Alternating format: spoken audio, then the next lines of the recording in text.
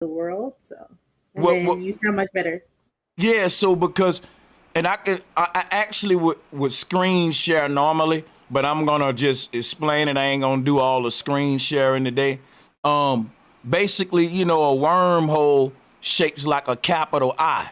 So the other end of the uterus is that other end, and basically, when we talk about conception, it shows how the mind enters the body. What our parents created was the body.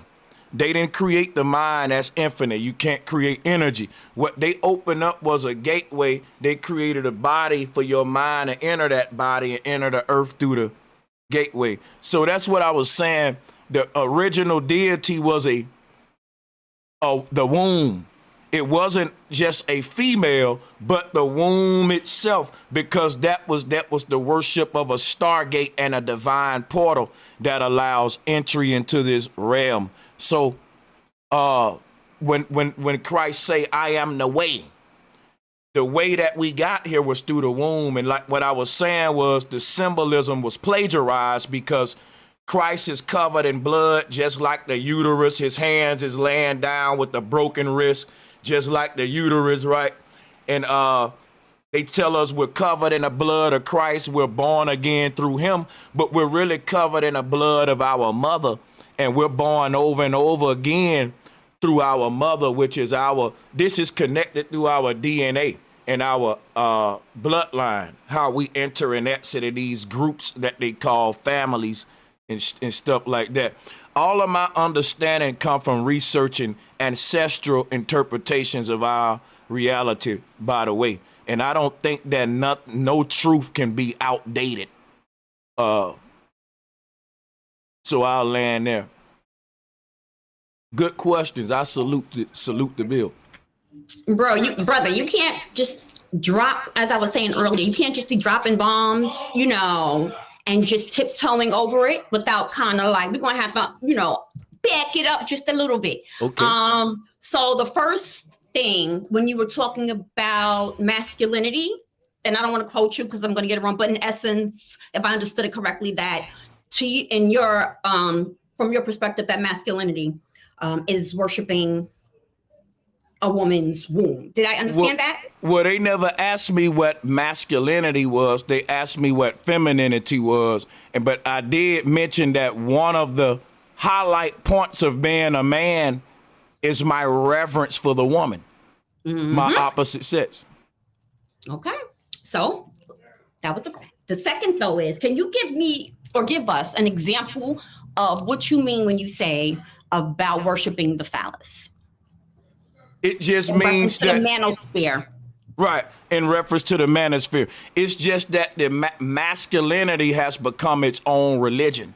And it ain't really dealing with things that men really deal with. I'm a country boy. We ain't talking about hunting, what's the best bullets to buy, what's the best weights to use, and we ain't talking man stuff. We're talking cologne, where to meet women at.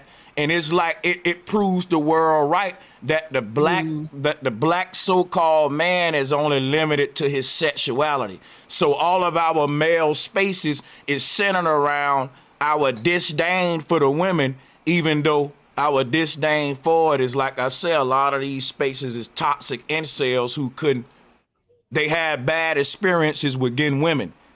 So what I'm saying is some of the big channels in the manosphere, right? For one particular guy, he has a woman, but most of his content is saying that women only with you, men, because of your status. When your money gone, they basically gone. I'm like, bro, you got a woman. But if you look at this dude, you can tell he only getting women because he started getting women when he got his money up. So then you would have that energy toward women where this bitch just with me for my money anyway. Like, cause without that, like, I'm ugly, I ain't got no game, like they ain't giving me no play. And you know, it's a big community of guys who, you know, that's a whole thing. They need that part of them to be coddled to. I want to add on to that. I hear what you're saying as regards to women, but there's definitely a specific type of women that the manosphere is targeting, and it's definitely Black women. they really, Black women have become a casualty of war amongst this. We have become the brand. They have branded us as we hate these bees. These are the ones we hate. And even though I know you have a woman of a different flavor, how do you feel and what do you think about the onslaught dragging and the behavior that these men are putting out there in the ethers when it comes to Black women? You know, I've been part of. I would say I'm affiliated with the manosphere because with O'Shea Duke Jackson was doing those rumbles, I was over there regularly. I've been in a lot of these spaces with a lot of these dudes. They familiar with me still today. But to answer your question, I get called a simp. I'm kind of like an outcast because I put the cape on for Black women. And I go and you can go to my channel now and see that. And one of the arguments is where you with a woman of another race. My thing was, I've been invited onto guys' platforms so that we can talk about Black women together. But I didn't do it. They thought I was going to do it because I was with another woman. They thought that I'm with another woman because I don't date Black women. I date Black women. I'm not no divester, as they call it, somebody who date out because they don't like Black women. I'm going to be honest with y'all. Excuse my language. I'm more of a whore, right? I find beauty in all goddamn flavors of women. And you know, so that's, hey, I'm just keeping it real. Y'all want the truth, right? So, but my thing is, definitely find Black women attractive, and I see that the things that they're targeted for in the manosphere, we can find these among a lot of women. See, one thing I want to point out with all of y'all beautiful Black queens up here, what you got to realize about these guys, y'all. In the white manosphere, they never blame it on white women. They just say women in general. But in the Black manosphere, they say Black women, Black women, Black women. But in the white manosphere, they don't say white women, they just say women. You know what I'm saying? And that's something to really think about right there. That says a lot right there. You know, in every movement, you need a adversary. Batman need the Joker, and etc. God need the devil, etc. Black women has become the adversary for that movement.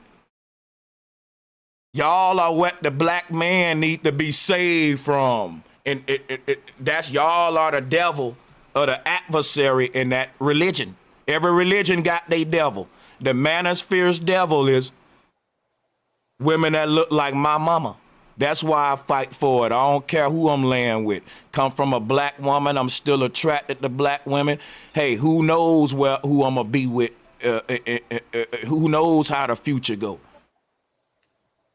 Can I ask, my question is why is it so much when Black men get with Black women, or they always seem to say Black women don't do this, Black women have a problem with this, but then when a Black woman get with another race, then it's so hard for Black men to digest that, but Black men can run off with the next race and it's not a problem. But when we do it, then we done sold out, or we done messed up, and we done did all of this kind of thing.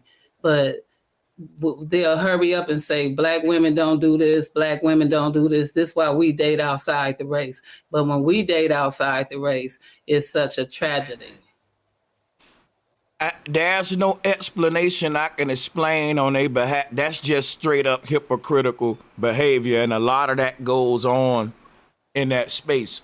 And one thing I would say about each dating out is that a lot of people who date outside their race because they had a bad experience with they you see what I'm going with this? See, they're gonna date outside their race and have this chip on their shoulder about from the experience they had. I never had that. I never, you know what I'm saying, dated out because didn't have Black women was turning me down and all that stuff. So I still put my cape on, so to speak. Hold on, I can't do it right now. Sorry about that. Yeah. So, but just to answer your question, like, it is a double standard. The guys in the manosphere say that they got the date out because black women ain't what they used to be, and boom, boom, boom. They got these convenient excuses for why it's okay for them, you know, because there's this big problem with modern women, you know what I'm saying? But then when black women date out, yeah, it's because, you know, they hate their sons and all of this stuff. I see the double standards in a lot of these spaces as well. Thank you. Bro Sanchez. Divine Isis. Okay. Do you think it's wait a minute, baby. It's do you think a lot of these manosphere men have problems ever since they were children? With it starts off like with their moms, and then it goes to the, you know, from the character of their mother. They pick somewhat of the same type of woman, and then they end up just not liking women just mentally, that their own mental state of mind is making it happen for them. And everybody, please subscribe to Unscrambled Minds. Everybody in the chat, please, and hit the like button. Thank you. Yeah, I would say their experience with women, period. And that starts the moment we come out of the womb. We start to shape our perception of women based on every woman we interact with, from the moment we take our first breath to the moment where I'm talking right now here today. You know, we still shaping our experience of the opposite sex. And it shows because we debating, and the gender wars is here. But what that never stopped the two sexes from getting along and building a family though. Them exploring the nature of each other. And I think that's only in the modern time, is by design. If you look at everything that influences the man and woman to be in competition and then perpetuate this so-called gender war, it's sort of the same atmosphere that we see on college campuses between fraternities and sororities. The fraternities, they compete with the sororities, but they still all party together and you know, do their thing together and stuff, but it's still a competition. My thing is like, they want us to where we only unite for sex, but not for building families, if that make any sense. So what happens is, in order to create that kind of situation in society, look at our music. Our music is women competing against men and men competing against women in a form of, well, I don't need you. Well, I don't need you. Money has came in between the family structure. And a lot of it I can blame on guys too, because that goes back to when we say a dude is leading with his money. I think that we started to base our value systems in the relationships of shallow stuff that wasn't a stable foundation that was everlasting like our forefathers. Money was the economic issues, wasn't the factors of who they dated during their time, just as much as it is in our time. And you see what I'm saying? And it create all of these situations to where the family is broken. The number one cause of divorce in America is financial reasons. So that backed me up right there. I believe Divine had a question. Put on mute. My mic is acting a little up, but I'll try to get it out. I was actually just about to, I seen Neil had said something down there, and that's where I was going with, I believe the, you know, we have the mind that Black men have the mindset of a European, and just like some melanated sisters have. So my question is, do you think that Black men, so-called Black men, have been conquered by society to actually embrace the Western society and hide behind it? You know, like when you go to when you're like the only Black person in the school, or it's a few of us in the school, and then we kind of like integrate into European society. So my question is, do you think that brothers like that have basically been conquered by European society? That's one of my questions. Yeah, because the mindset. I'm getting a little feedback echo. Y'all can hear Can that? you mute Access? Oh yeah. Yeah, to answer that, right? They have made the black man and adopt. Today we do think like our oppressor, and how he thinks is a conqueror mindset. And when you always thinking like a conqueror, you ain't really approaching your opposite sex. And, you know, you're approaching them like you're hunting them. You're approaching them in a way where you can be the predator, they can be in a victim state, kind of like Sharia law in the Middle East, right? Remember, the same people that wrote these laws made it okay to grape women if they weren't married. You can just do that back in their societies. So, but my thing is like, the way that the black man approaches woman today, and you can hear it on a lot of these shows. For example, I'm gonna make an example, Fresh and Fit, right?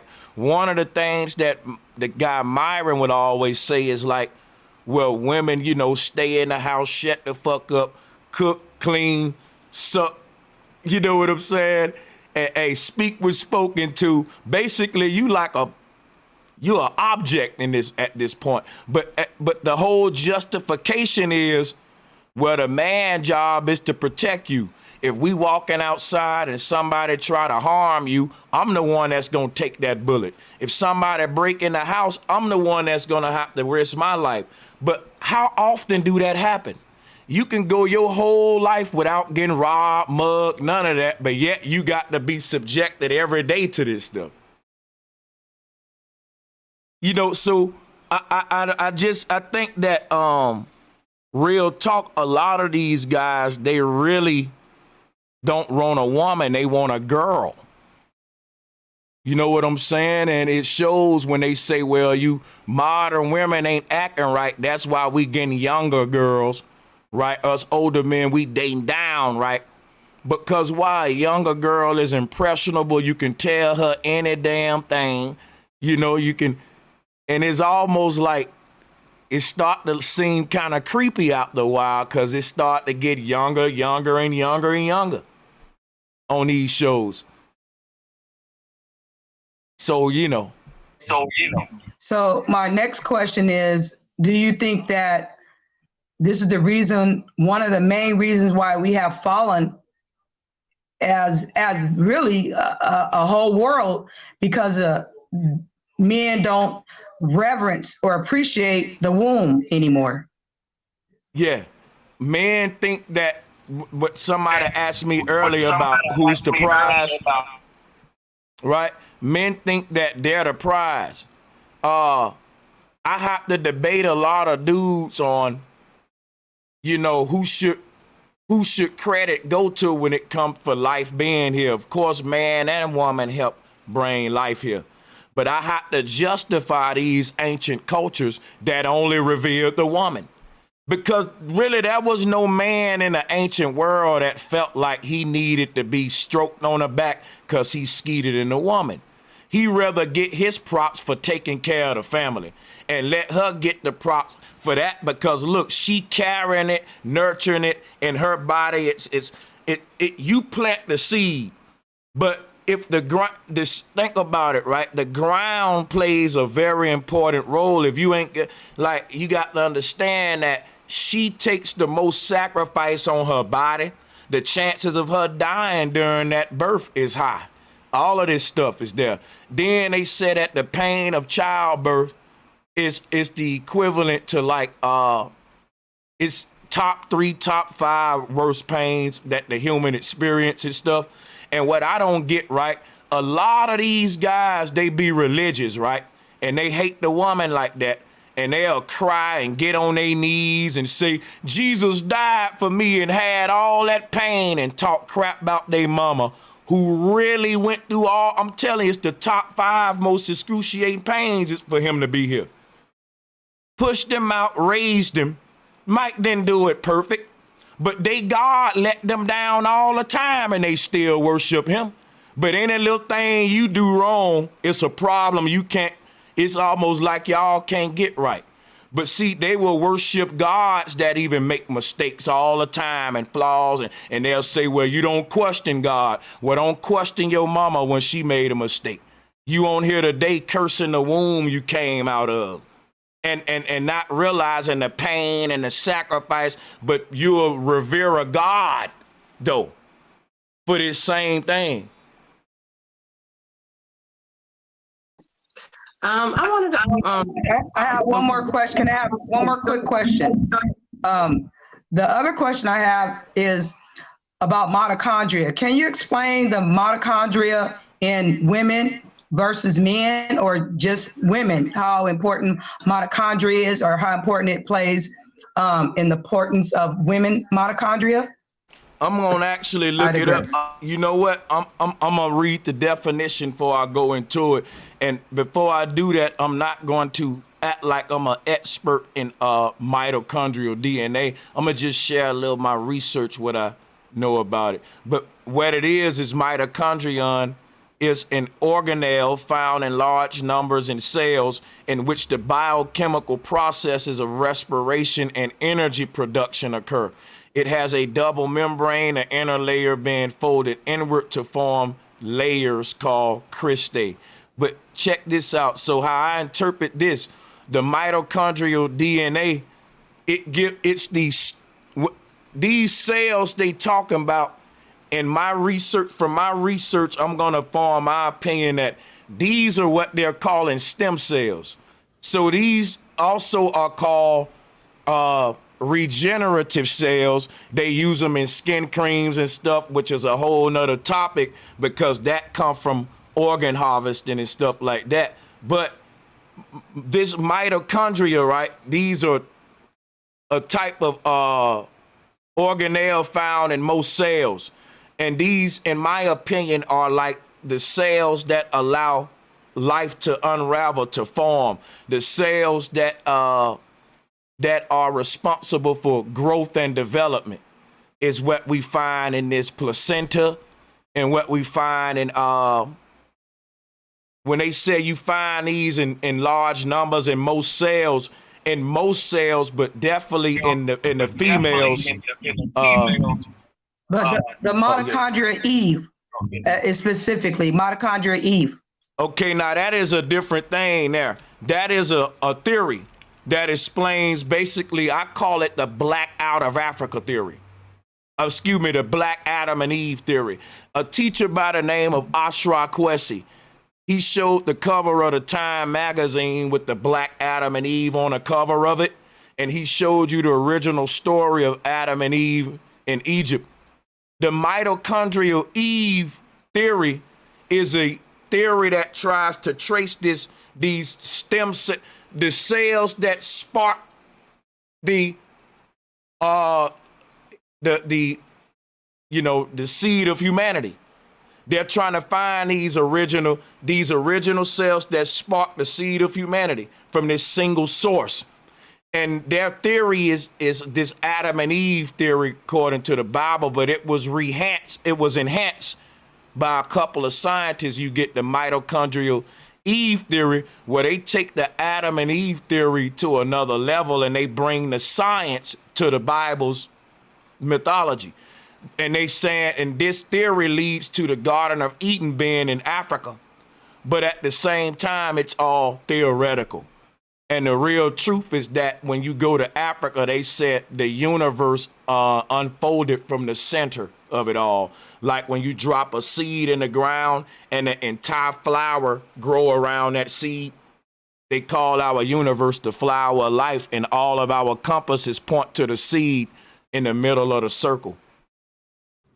But sorry, Doug, just to cut in. I did want to tell you, if you do want to share your screen, please go ahead and share it. I actually show us do. pictures and everything. Teach us. We're here. Yeah, that's gonna make my job a lot easier. That's what's up. Let me go ahead and open this up for you.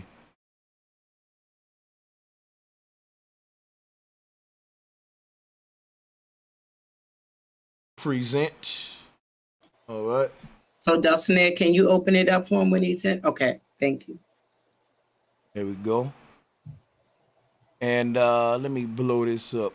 There You we go. can, you want me to do it, Dulcinea? Can y'all see it?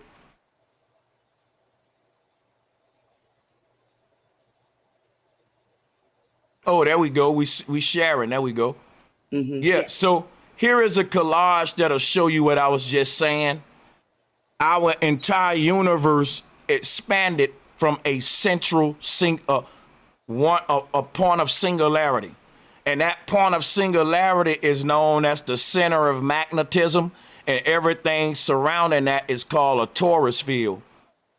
So what we're looking at on this collage in the top left corner is the Dogon womb of all world science, because when we're talking about femininity and the womb worship, where the Dogon worship the womb, they said that the whole universe was born and conceived from a great mother who they call Amma, who's this dot right here in the middle of the wheel right here.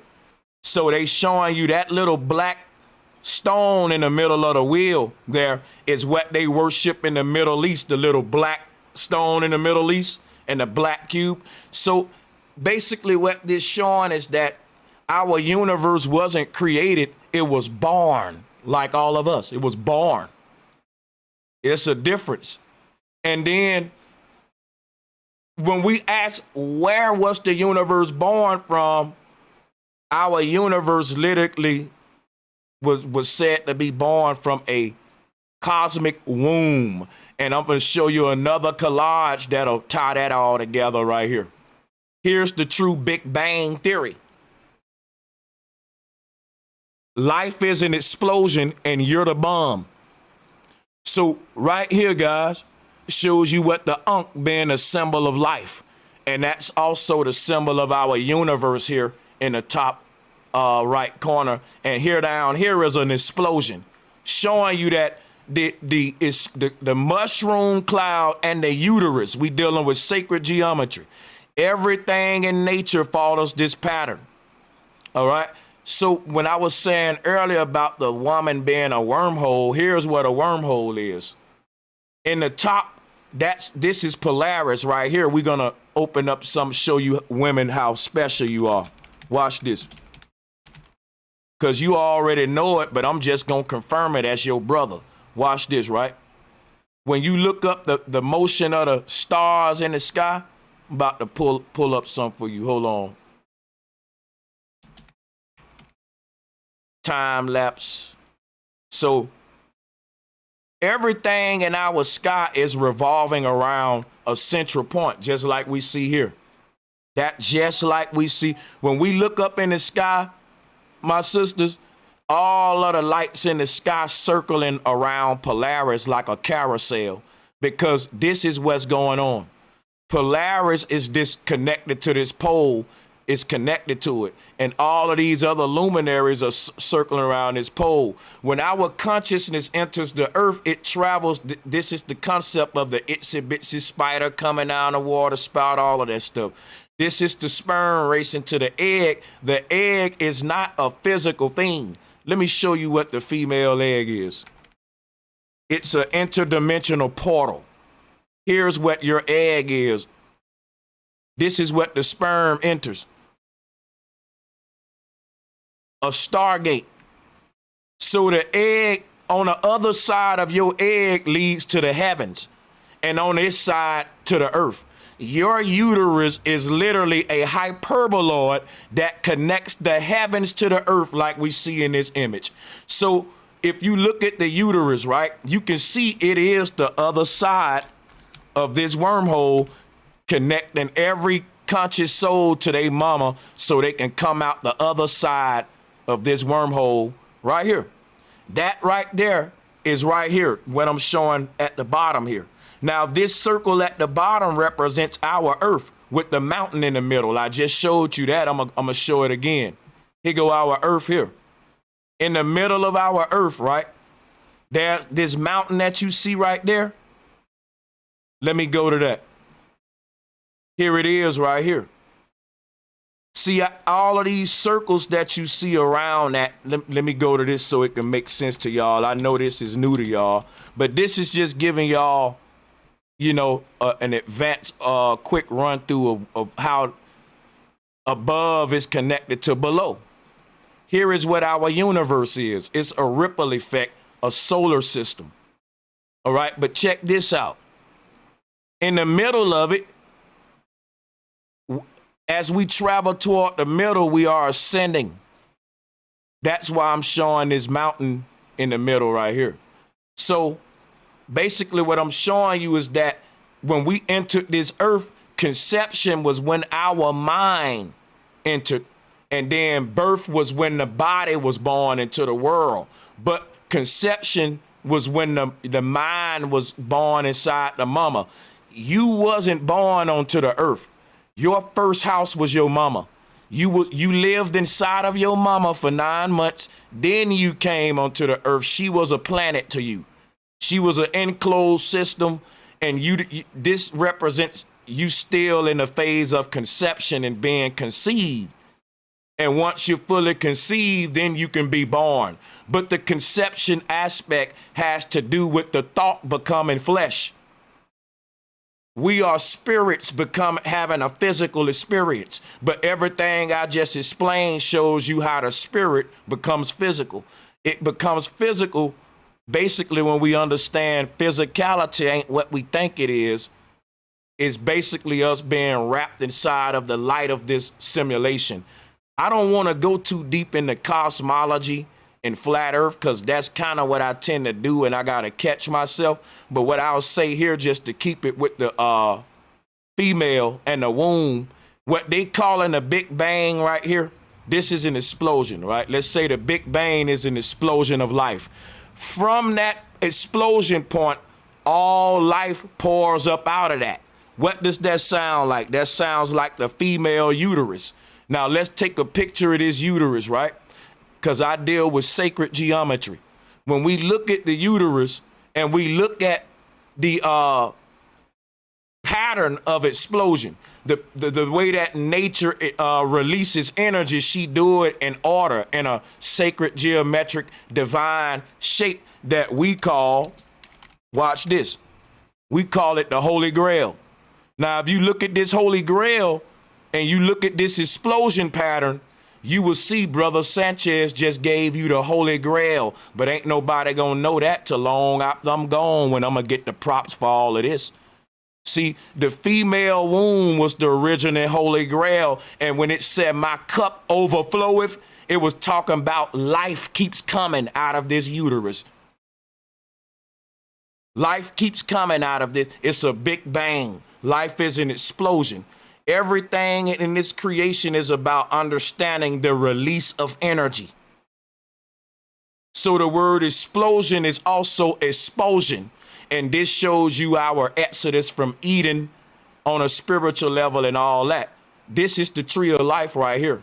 All of our earth, and I got to go into the cosmology, sisters, just a little bit, because when I talk about as above, so below, this shows you what the womb represents. Everything is a fractal code with symbols. So the reason I'm showing you this is because the ancestors said this is what our universe is. And the universe is literally from the word yoni. Yoni is a womb or a vagina. Yoni-verse is dealing with the womb. Yoni-verse, it's a womb. So when you look at this image, it resembles the womb, just like this grail, and just like the entire universe. This is a series of endless births. And the only thing that can allow us to be born is a womb. But when they turned the womb to a god, you got a bunch of males saying you can be born again through me. I came to this world through my mama. And if I go to any other worlds, it's going to be through a female, a mother, not a male. Nature don't change her laws on any of these worlds. The female is the one birthed the baby. So religion lied to us, and I'm just here to give you the original interpretation. And I answered you, hopefully and thoroughly. Sorry for being too long-winded there. I'm gonna go off cam just 1 second, but I'm still listening and I'm still screen sharing, and I'm here. Duchess, were you gonna ask a question? Well, I think he went off cam for a second. But I'm still here though. Do you want me to keep the screen share up? Well, if you gonna ask some more deep questions, I'm gonna have it on deck. I got y'all with the screen shares, but we can stop it for now though. Okay. This is wonderful. But Duchess, you had a question, maybe? Yeah, I did. I wanted to ask him, considering his studies and the current plight of Black women, like I said, as a negative portrait around the world globally, would you say that all wombs are created equal based on the genetic coding? I'm trying to decipher. I know that, we all, there's diversity in the universe, but there's definitely something interesting about women, specifically Black women, and how we just our whole DNA and our construct of who we are. So do you think that all wombs are created equal? Yes, I do think that they all are created uniquely equal. Let me go into that for a second. I got a little feedback going on somebody, and let me cook with. Can you mute for just 1 second? I'm gonna go ahead and cook with you on that. Yeah, so I think that there's something that's unique about all groups on the earth, right? And that there's something that stands out about each one that the other one can't do. And because of that, if they're all different, they're all equal. So take a box of crayons, for example. Yellow can't do what red can do. Red can't do what blue can do. Because of that, I equally need the whole box. If that makes sense to you. So I think that everybody is, I don't think the creator gives one group any advantages or one group any disadvantages. I think that our society does, and we blame it on the creator. I have a question that you might find. Did you have another question? I'll wait, Duchess. I was going to somewhat disagree with that. I don't think that, I think that, yes, society has an input, but everything happens for a reason. We are the echo of the cosmic ethers. So there is something very unique, yes, about each individual womb, but there is a very heightened enlightenment when it comes to Black women globally. And I think that if we shelter that and shadow that, we will continue to be in the shadows of humanity, and we always get downplayed. But not only do we get downplayed, but we still are the forefront based on our genetic coding. So I'm not saying that the next woman is lesser than I am or anything like that, but there is something very distinguished, very unique about Black women, and just by what's happening to us and how we've been presented tells a lot. It tells me more than that we are, we're divinely equal with other women, because I really don't see it like that. And that's just my perspective. And I can respect your perspective. And as coming from a woman, I would say your perspective would probably be a little bit more biased, though, because you don't date women, though, of all races. A Black man can experiment with all these different women and I think come with a better perspective. I'll tell you, me dating different women, each race got something to offer that the other one didn't have. Jay-Z made a song called Girls, Girls, Girls. And in the video, he had different races of women in each room explaining how some he like about each race. Like how my Spanish chick make a roast capoya. That was the first time I ever heard the word roast capoya. I don't even know if I'm pronouncing it right. Is that a dish or something? It's a meal I think they cook. But anyway. Yeah, it's chicken and rice. A roast is rice, and then come pollo. Pollo is chicken. Oh yeah, P-O-L-L-O. Okay, got you. Yeah.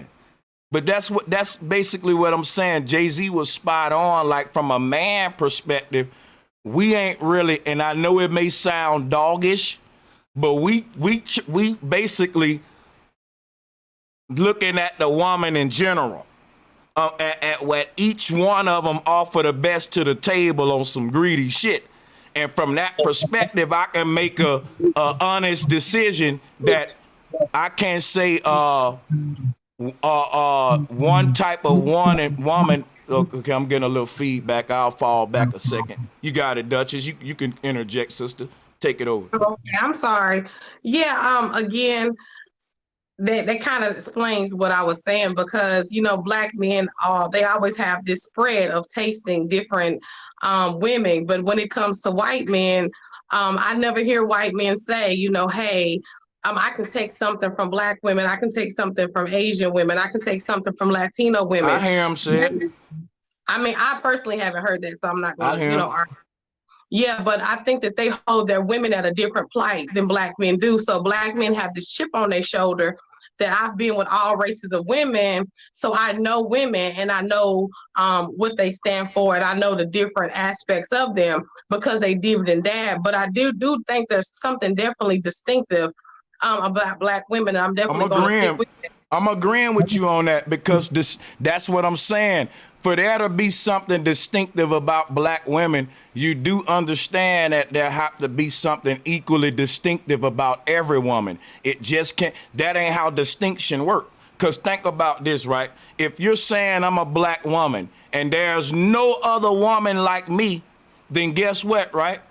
Then the woman that's opposition to you, for example, a white woman, ain't nothing like a Becky and a Karen.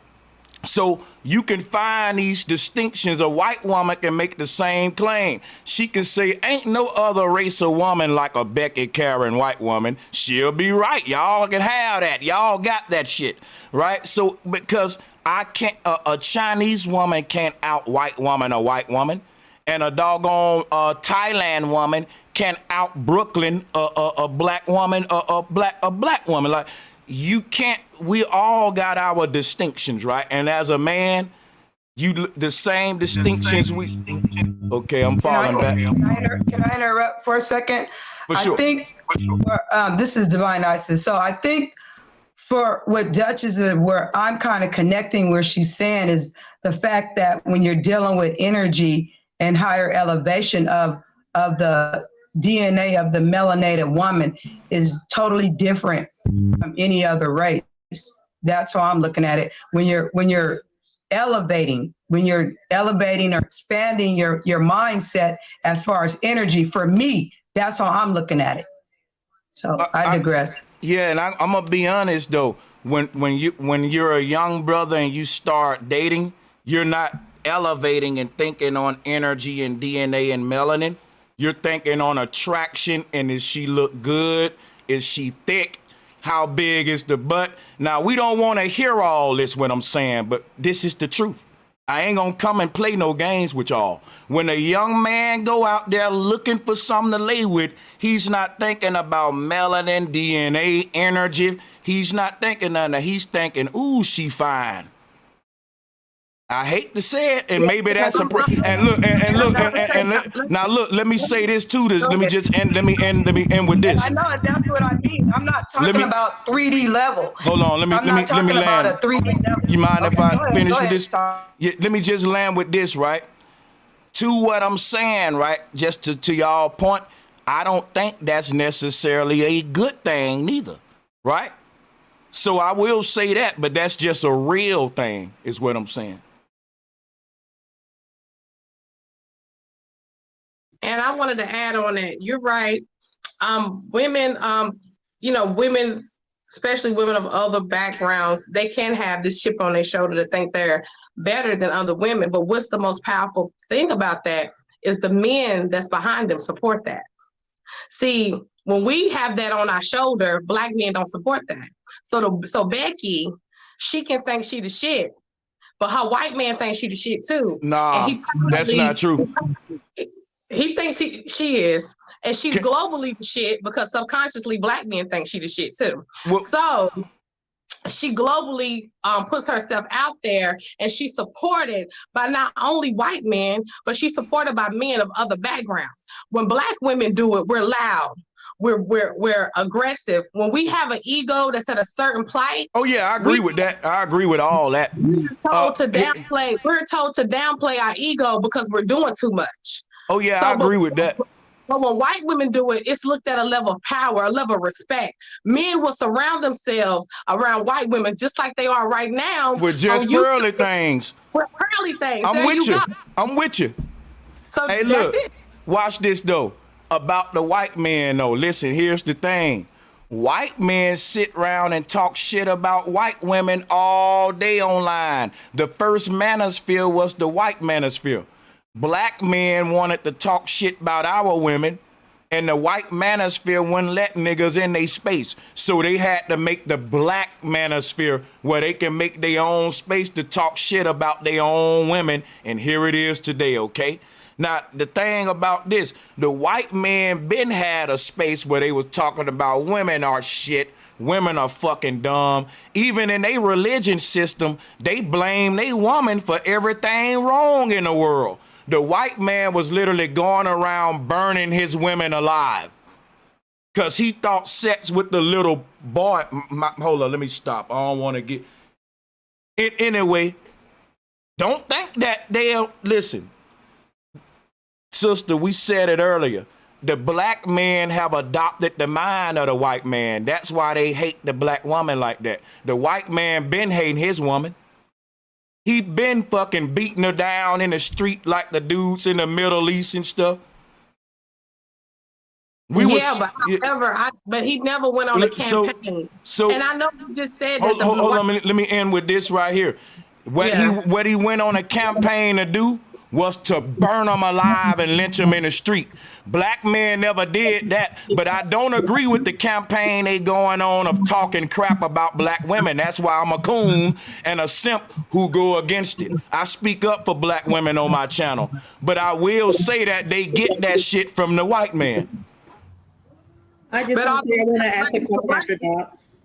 Yeah, is the white manosphere, are they saying white women, like, are they actually saying white women? That's what I was telling you earlier, that the black man took it a step further because he specifically said black women ain't shit. In the white manosphere, they just say women ain't shit.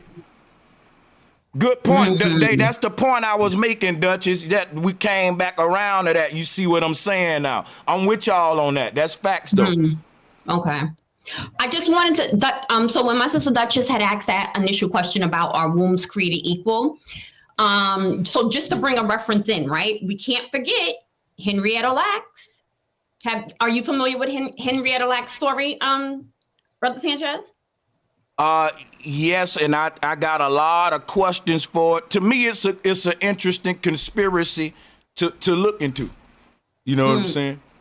Yeah, but so because, you know, that's who they credit in terms, when we talk about stem cell research, we can't forget to mention her name, Henrietta Lacks, you know, because of course they took her cells, they were taken without her knowledge, obviously, right? They were taken out without her family consent and they used that, right? I think, what did I say? That's like the first cell line in terms of the cell research, and I think they named it Hela.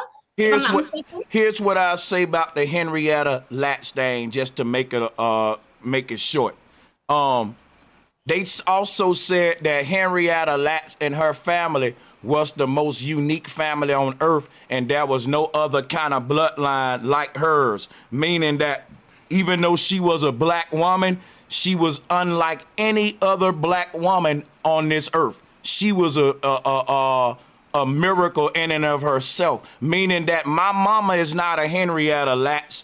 Y'all are not, none of us are. She was a phenomena all in herself. So what I'm saying is, if we're gonna use to say, well, men should date because of Henrietta Lacks, that'll be flawed because every woman ain't a Henrietta Lacks. She was actually, that's not the point that she was actually one. Yeah. Of course, absolutely. But that's what it made me think of when she had first asked the question. So I got a question, and then I wanted to get a question in after Dots. But can I get right after you, Sister Freedom? Yeah, it's a small question anyway. I know you believe that there's somebody for everybody. Do you deal at all with zodiac signs? And when if you're born under certain suns, moons, risings. You know what? I was foolish at one point, my sister, and I was trying to debunk astrology. And then Mercury retrograde came around and all my equipment was breaking. People was arguing, and I had to go back and make videos. I knew she was. You see what I'm saying? I had to go back on my channel and say, y'all, I apologize, man. I ain't know what I was talking about with the astrology shit. Like I'm sold. Like the stars plays a part in what we do, what we should do, and a lot of that stuff. So I want to know where you're going with this. You got me thinking. Where you going? So what I'm trying to say is a lot of times I think that people are with the wrong people and they get into the relationships not knowing that this is just not the person for them. Okay. And they don't match up. You know, like for me, I'm a Taurus. So it's going to take a certain type of person to deal with me because of my, I'll just say my personality. You know, being a Taurus is not, I don't think it's a easy thing for a man to get along with all the time. Okay. Yeah, I see what So you're it would saying. have to be a certain type of man. You know what I mean? So I brought it up to find out if you recognized it at all, because you do a lot of scientific studying and a lot of real studying. And I'm telling you, if people don't believe it, it's actually true. And the reason why I'm saying it is because facts. I was somebody close in my life, and the person, I'm definitely not going to say the person's name, but Duchess actually did a reading for the person, and there was no way the person could have said it wasn't true, because I was standing there and I know the person, so I know that what she was saying was true. You know what I'm saying about the person. So I was saying a lot of times I think people may need to actually get their readings done to find out if they are even compatible. It might appear that way at first because sexually, you know, you might feel like it's okay, but relationships are more than sex. You know, you gotta, it's a strong situation. So, I just was wondering if you indulged in it at all. And I'm also going to advise that it's something that you, with the mindset that you have and the things that you teach and indulge in, you might want to get into it a little bit. Just, you know. And let me add on, what you're saying is that people need to do their synastry charts. Yeah. They need to do charts to know who they're compatible with when it comes to the astrological alignment. Because a lot of times we get with people, even in friendships, you could do synastry charts for friendships with your children, with your mate, family members or whatever, because that's a very important aspect. And I know you deal well with cosmology. And I think if you tapped in more into astrology and connected that, you'll see how much more profound that they both are intertwined. And like I was telling somebody the other day, you cannot have science without spirituality. You cannot have cosmology without astrology. It is, it's mathematics. And who we are is who we've always been. And our DNA construct is the very time that we were born, the very down to degrees in the charts is everything about you. So that's very important for people when you connect them with someone, get a synastry chart done on them to make sure it's divine timing. Everything that this world do right now, they do synastry charts. Let me tell you, go to an Indian family right now. I've met Indian families. They all do synastry charts when their daughters are marrying another Indian. If their charts do not connect, they will not allow them to get married. People think that it's just based on families. No, it's based on astrological alignment. We have a divine purpose and it's already written in the ethers, but it just depends on how you want to connect with it and how it's meant for you to connect with it. And everybody's not the same. Just because I might be a Taurus and Sakina's a Taurus and so is Duchess, but we are three different types of Tauruses. You know why? Oh, okay, yeah, good. I have a lot of Taurus.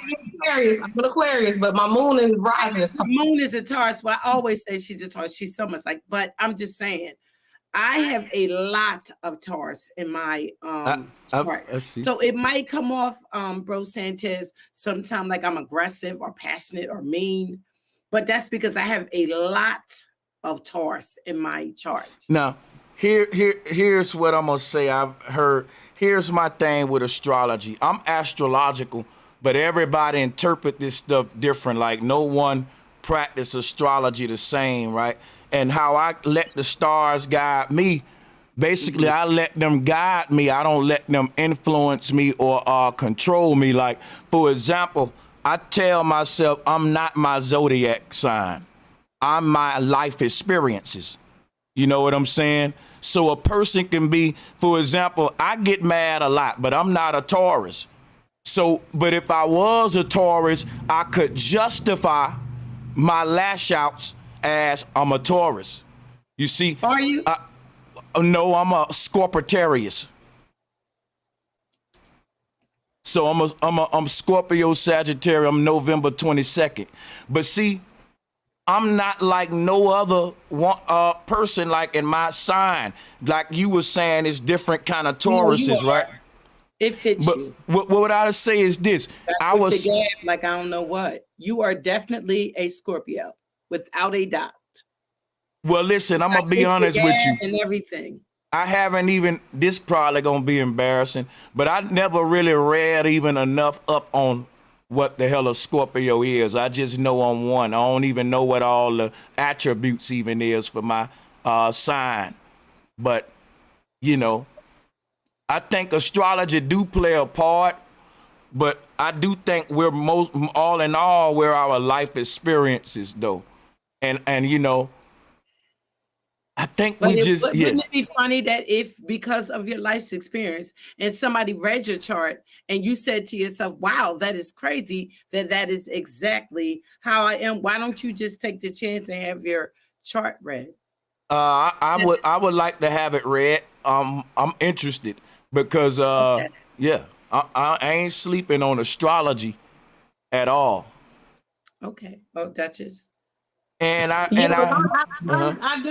do run into a lot of people who say I'm not my zodiac sign, and that's okay because that's true. You're really not. You actually have a natal chart that you have so many different signs in your chart, and you might not be. You know, she says Scorpio. Me, I see you as a Sag, and that's just my purpose. Just watching you, I see more Sag energy from you.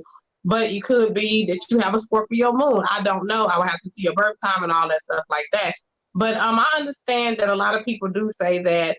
A lot of people, they say that, I'm not saying it's you, some people have a little bit of a fear of going into the unknown when they start to really break down, because your natal chart is just like your birth certificate in a sense, because it's your birth time and you was given that by divine ethers. You were given that, and this is who you are, regardless if you don't resonate with it, but it's still playing out. You don't even ever have to look at the natal chart. It's going to play out whether you look at it or not. Everything about you is already on play. So if you don't resonate with it, that's okay. And if you do, that's even better, because you get to get a more of an understanding of who you are when it comes to the universal aspects of why we're here.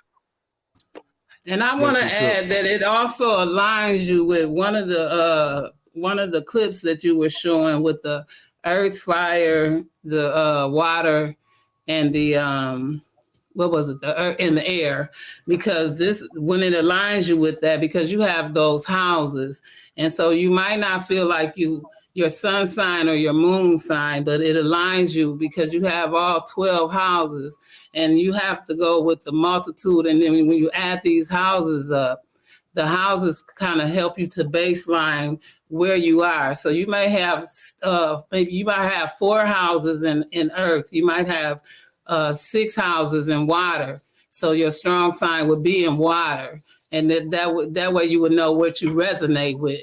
And then that's how you know what's your stronger sign, what's your weaker sign. Although your sun sign and your moon sign may say one thing, then you have your number chart.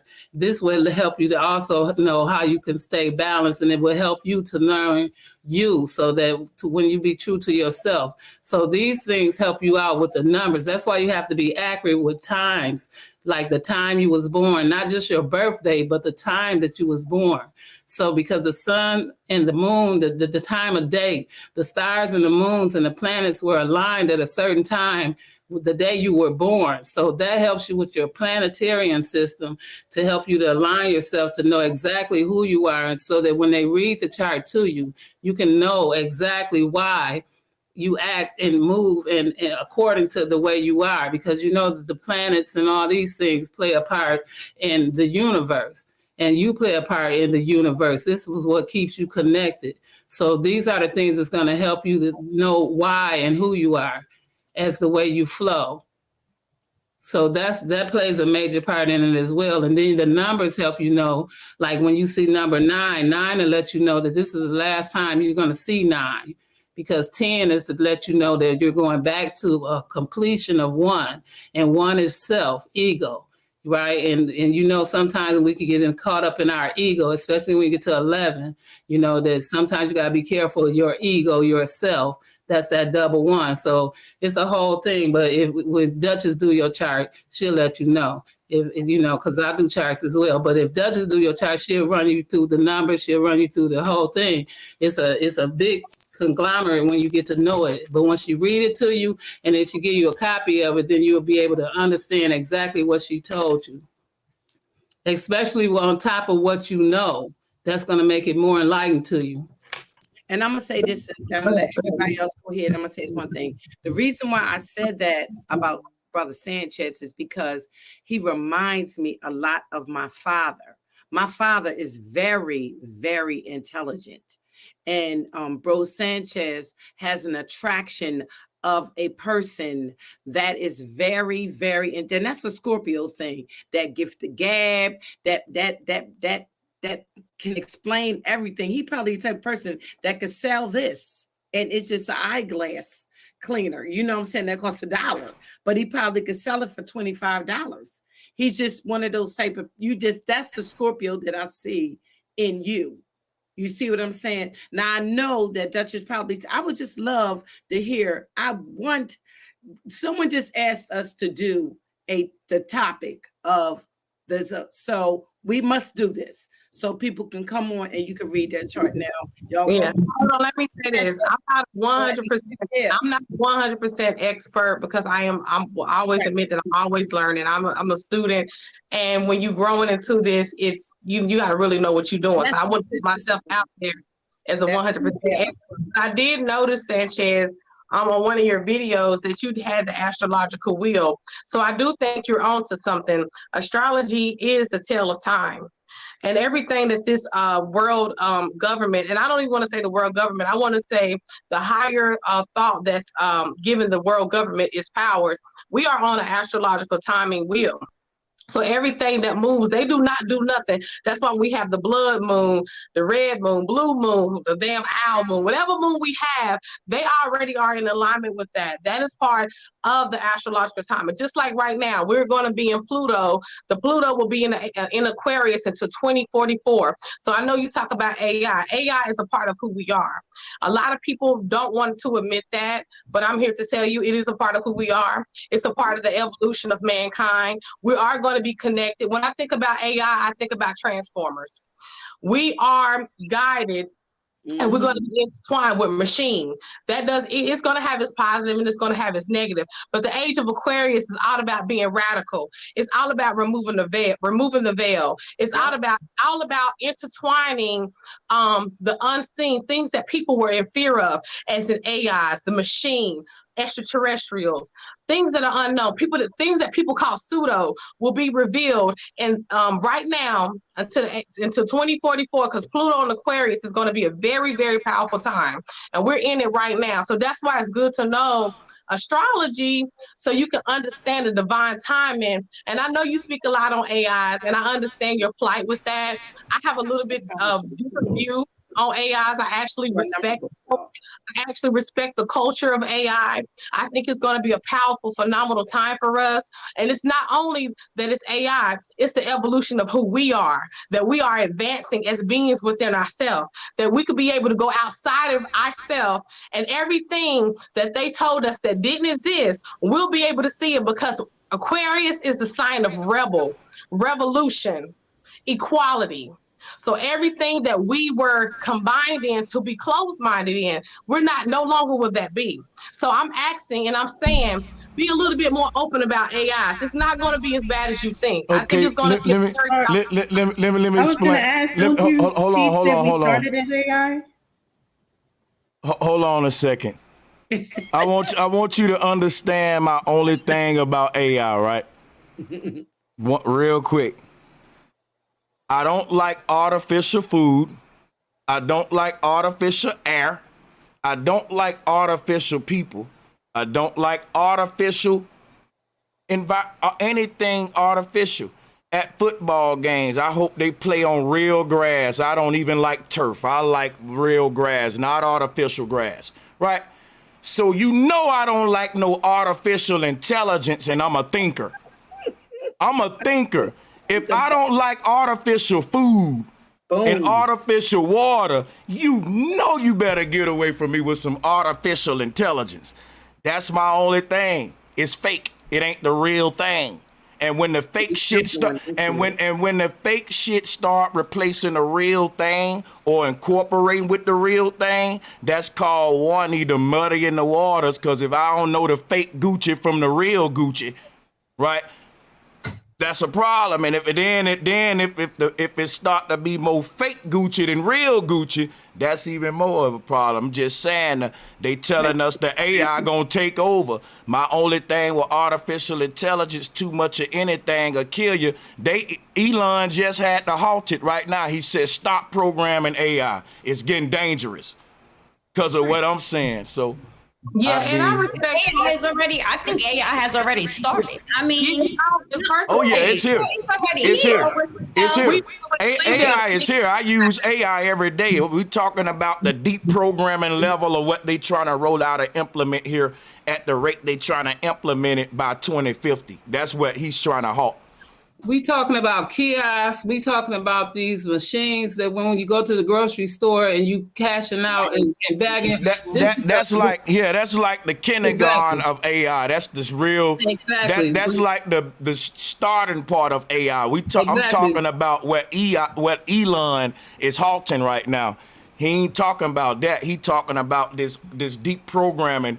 That was my only thing. I was thinking of the end goal. I wasn't worried about the kiosk machines. Yeah, but when we talk about AI, they talking about the new people.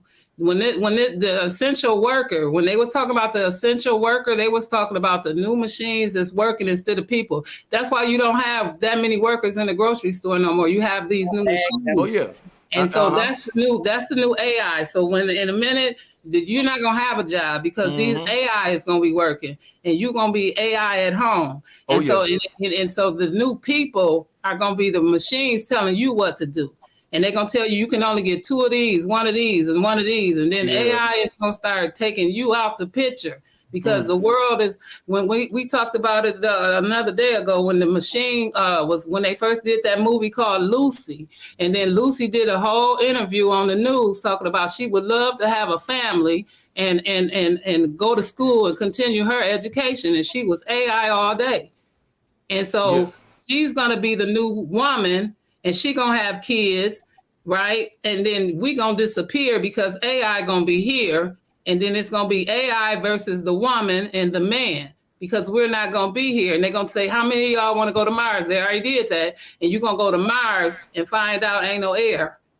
Okay, so my thing about my thing, I ain't gonna talk about really going to Mars and stuff. That's a whole nother deal. But I'll say this about the AI, right? AI was meant to be our slaves, no cap. We created AI to serve us.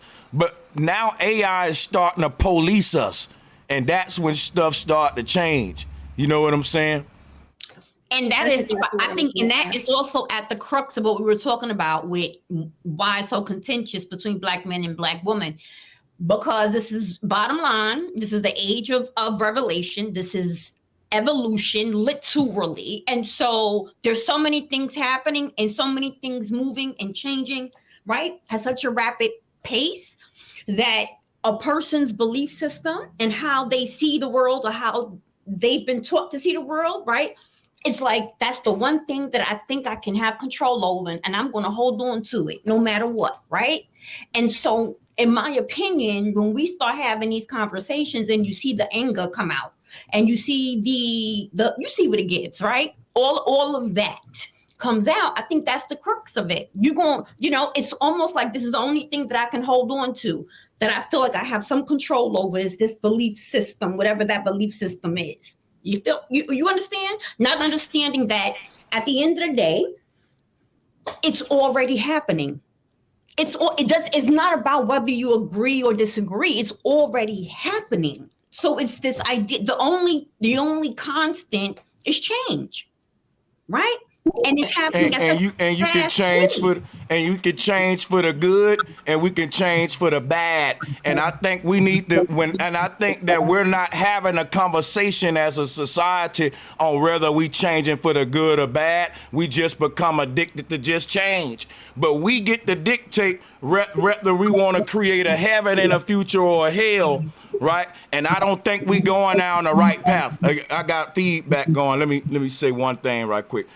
Change is a constant, but we get to dictate as humanity whether we want to change for the good or bad. And if you ask me with the AI approach and where everything going in the world right now, I don't say that that's a change for the good in the long run to humanity, because with that change, it won't even be no humanity in the long run. And even they say that.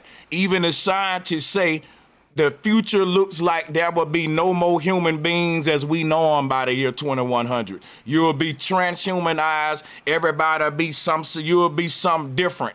Right now, the transhumanism agenda is real. If you like being a human, right, flesh and bone, people who sweat, then you would a natural organism. If you like being that, then you would feel some kind of way about the inorganic world rising up, because what's going on in the world is between organic people and inorganic people. And the inorganic people rely on machines, technology, and all that. We rely on nature. We playing their game. It's gonna end up to them winning and us losing. We can never beat them at their game. We're organic, natural people. We don't thrive good in these technological constructs. We thrive good in our tribal states. I have to disagree with you on that. I think we're under a cosmic order, a very powerful cosmic order, one that we don't have no control of. So we're going to have to live through it, whether we like it or not. The AI, it's definitely a fearful state for a lot of people. They fear it. I don't fear it because I understand the order of the universe. I understand the cosmic order. I understand my assignment here. And when you understand change and you understand the movement that we are throughout the cosmos, you understand that we are going to evolve in mankind. I absolutely respect AI. I know that there's a duality in nature, so I understand that there's going to be the negative and the positive. One thing I won't do is I won't not get on here and preach to you that this is going to be the end, that the end times. How long have we heard? I didn't say that, sister. How long have we heard the end time story? Hey, sister, don't do your boy like that, though. You know I didn't say that, though, my sister. Don't do me like that. Yeah. I didn't say you said that. No, I'm just talking in my experience, just listening to different things. Yeah, we don't want to get them, because I don't listen to them kind of folks either. You know what I'm saying? Yeah. And I'm just saying, I'm bringing in the whole aspect. When you listen to, I'm an observer, so I listen to different people's perspectives, and I'm kind of bringing it all in of how I analyze it. So I think that, we have been subconsciously programmed to be doom and gloom. And I think under the cosmic order, nothing unseen. I'm not scared of y'all. No, I'm just saying, nothing unseen goes untouched. And one thing, that's what stick with me in my soul. So I understand that whatever happened has a purpose and it has a destiny, just like my life. Gotcha. So I don't look at the doom and gloom. I do understand that there will be some negative aspects of AI, but I understand the positive aspects, because in reality, we are the AI. We are the evolvement. We are the advancements of mankind. I'm not. AI is coexisting with us, but that doesn't mean it's going to downplay who we are. This is one of the most powerful times that you are going to witness in your life. So I tell people, don't be so in fear. Not because of AI, though. No, it's not just because of but AI. You mind if I interject with you real quick? Yeah, go ahead. I'm going to put it on you. I'm a screen share as well. This ain't doom and gloom. I want people to understand something. If you don't understand who is unraveling this whole smart grid, AI power grid for the future of our children, and for example, Duchess of Wisdom, unmute your mic real quick. Yes. Name me the dude's name that's responsible for the Human 2045 Avatar agenda. I have no idea because I don't Okay, get caught up. cool. No, that's okay. You don't know it ain't. I'm not trying to do that. I just want to make a point. Let me grab it back. If you don't know, I can show you. See, it ain't doom and gloom with me. Share my screen, sister. It's education. There's an agenda going on the earth, y'all. And if you don't know the names of the people involved in that agenda and the money behind it and the initiative behind it, I suggest that you research that before you get behind it with a good spirit. Everything ain't good for us. There is good and bad things in this world, but guess what? I don't have to accept the bad things. I don't have to accept the pedophilia. I don't have to accept the doggone wrongdoings and the colonialism. I don't have to accept the technological agenda of those in power, which is waging a war against the natural world so that the future generations of humans is gonna inherit a earth that ain't even got no jungles by 2100. The average child ain't gonna even know what a real river look like. The world is changing and it's gonna look like the people that live on this earth. Is almost like some robot race landed on this earth. They assimilated in the bodies of humans and blended in with us. And now they terraforming the planet into a habitat that resembles their planet. And it's no longer looking like our beautiful natural earth. When you go to these wildlife reserves, let me show you what's going on real quick. Let me show y'all something. I ain't got nothing against technology. I'm saying everything is balanced. And with where we going in the world today, too much of anything can kill you. In the future, everything you do gonna be digitally tracked. The chip bag that you eating out of, they can track it. Everything gonna be trackable. We're going into a trackable society. I ain't got to sit back and say, well, this is what's happening in the world. I can't do nothing about it. So I'm going to sit back and take it up to you know what. That's an anti-revolutionary spirit that we don't need in these spaces. And I'm going to push back at it. Whether anybody like AI or not, if you don't know the powers behind it, you don't even know how to challenge the powers that be. Because you don't know who they be. So I'm going to tell you who they be real quick. Let's go to the World Economic Forum, right? We go to their website. We realize that by 2045, what these guys are trying to do is upload human consciousness into a chip to cheat death. Now, a lot of people may say, well, that's good. I don't want to die. You can't die. You are already immortal. So you telling me man has learned how to manufacture an artificial consciousness and an artificial soul. This is what we're talking about. This Avatar project is you literally living out the rest of your eternity in a body made of light, like the rappers, Pop Smoke and all them. Now check this out now. In your religious book, it says that in the end times, the kingdom of heaven will be built on the earth. And then everybody that's in that kingdom of Zion, as they call it, will be eternal when Christ recreate everything. That was literally talking about what's going on now. Zion is a word for science. That's when man gets the technology to play God, and he's at it right now. Now, I do think there are limitations with science. For example, science is telling a young man that he's the opposite gender. I get to say, hey, man, I don't agree with that. I don't think you're naturally confused. I think society does that to a child. They're sexually confusing our young. So science is doing that. And listen, I can push back at that. I don't got to say, well, I can't change it. Things evolve and let's just embrace it all. Let's just embrace the idea of pedos ruling the world and making the sex to consent go younger and younger and younger because we can't do nothing about it. Well, when that happened, I can just pack up my YouTube channel. You can shut your channel down. Sign that, everybody, pack up your channels. You can't do nothing about it. Can't change it. Forget being a revolutionary. Let's just go home, play games, stand by, just let them do what they do. So I got to push back at that, and no, I'm not scared of AI. I use AI every day. AI helped me. But guess what, though? I made a specific point. When artificial intelligence start to be suggested as to police humanity, you moving too far. And if ain't nobody else gonna tell the powers that be when they moving too far but me, that's the reason why they can do what they want to do, and they know ain't no pushback from the people, because we think we can't change it. We can tell them, look, we enjoy technology, but now you draw the line right here. We want balance, right? Too much of anything can kill you. At this point, I think that man is going a little bit too far with technology. That's my opinion based on research that I've dove into, and I obviously dove into a lot more, because I'm introducing you to the sources of who's controlling the end goal of the ultimate state of all technology, which is mine uploading BCI technology. Hey, Duchess, I got one more question for you. Unmute real quick. I'm not trying to be funny, but I'm not going to be baited into your question. So I thought y'all was giving me a show. I was just cooking it up, giving y'all some good content.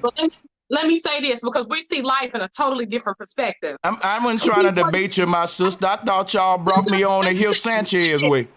Let me make a point. Not Dutch's way, but go ahead. Yeah, I don't have a problem with what you're saying, because that 2045 is a prophecy and a theory, just like 99 and 2000, just like 2012. I see those headlines, and to me, they breed a certain level into your consciousness to make you think. People get involved. I wanted to finish what I was saying. I'm not debating you here today. I didn't come for a debate, my sister. I'm just interjecting as you go on, because see, the thing between me and you is you only have to prove this to yourself. But I'm not saying that I support, and I'm telling people to downplay what's happening. What I'm telling you is to be open to the cosmic structure that's within you. And what I'm saying is, whatever's going to happen, whether you like it or not, as what they say, as above, so below, whatever's going to happen is going to happen. It's okay that 2045 is, to me, it's a theory. It's a prophecy, but that doesn't mean that's the reality of who we are. So there has been many prophecy and many books and many articles on Google and all that stuff like that promote a certain agenda, but that doesn't mean that's the end all. I think I said this last night. People put things on everybody and make it the end all be all. So I don't accept that, and that's just a part of who I am. But that doesn't mean that you can accept it, but I don't accept 2045. That's not a part of who I am. And because I'm a spiritual woman, because I'm internal, I'm not Google, I'm internal. So everything that I speak from within myself. Now that doesn't mean because I'm internal that I'm better than you. It just means I'm internal too. I'm internal too, sister. It means that I research from within. I go into myself. That's the very powerful of the divine feminine. Gotcha. I am an intuitive woman. So I see the things not based on what 2045, 2012, 2000, 1990, and 1980 has said that didn't occur. Gotcha. I understand that there are initiatives that are put in place to embed a theory in the subconscious mind. I got you. Yeah, just to finish what I was saying, y'all, it ain't that deep about going inward and doing all that. You got to be, in order for you to win today, you got to go within and go without. You can't be one way with this. So you got to look at the agenda of your enemy and what he's trying to do, and then go within and ask yourself, what do I want to do? Right? Because we see, hold on now, I let the sister go. Y'all got to let me go. Somebody mic unmuted. I'm getting feedback. Yeah, it's me. I'm messing with my thing. I'm sorry. So what I was saying was this right here, right?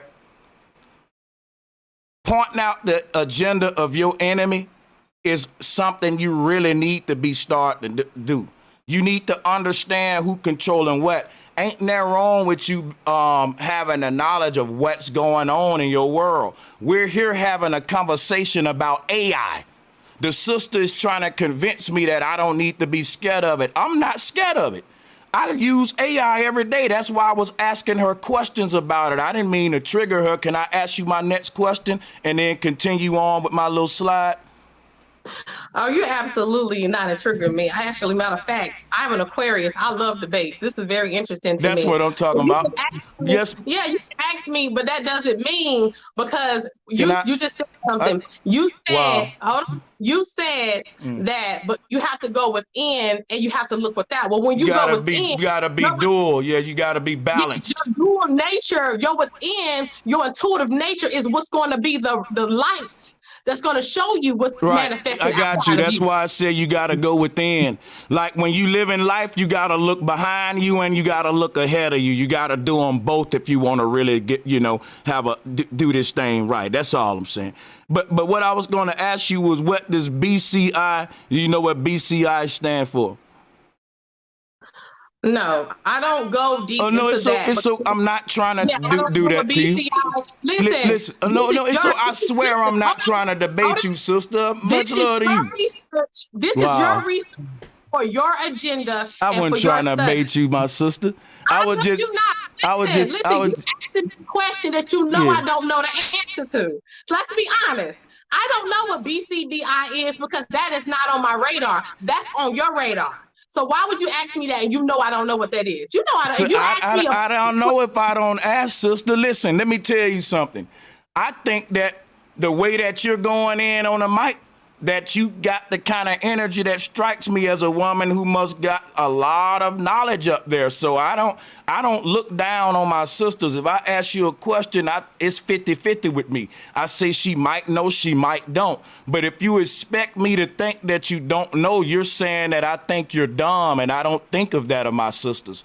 Now, the BCI stands for brain computer interface. And guess what? That's the power of Google, sister. You was telling me about AI. What's wrong with using Google if ain't that wrong with using AI? You could have Googled it. It would have helped you right then and there. And you could have found out the answer. Guess what you would have used? AI. So that show you I ain't scared of AI because I'm using Google to help you out right now.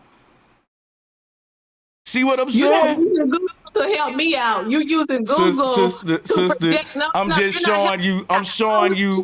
Let me finish. Why you get triggered, sister? Let me just finish. I'm laughing at it because it's funny to me. I'm actually laughing. But you're not helping me out. I was saying, I think hey, much love to this sister. I really respect. Hey, much love to you, my sister. I swear, you good people with me though. You good people though. We just having a little debate. What's wrong with that? Ain't nothing wrong with it.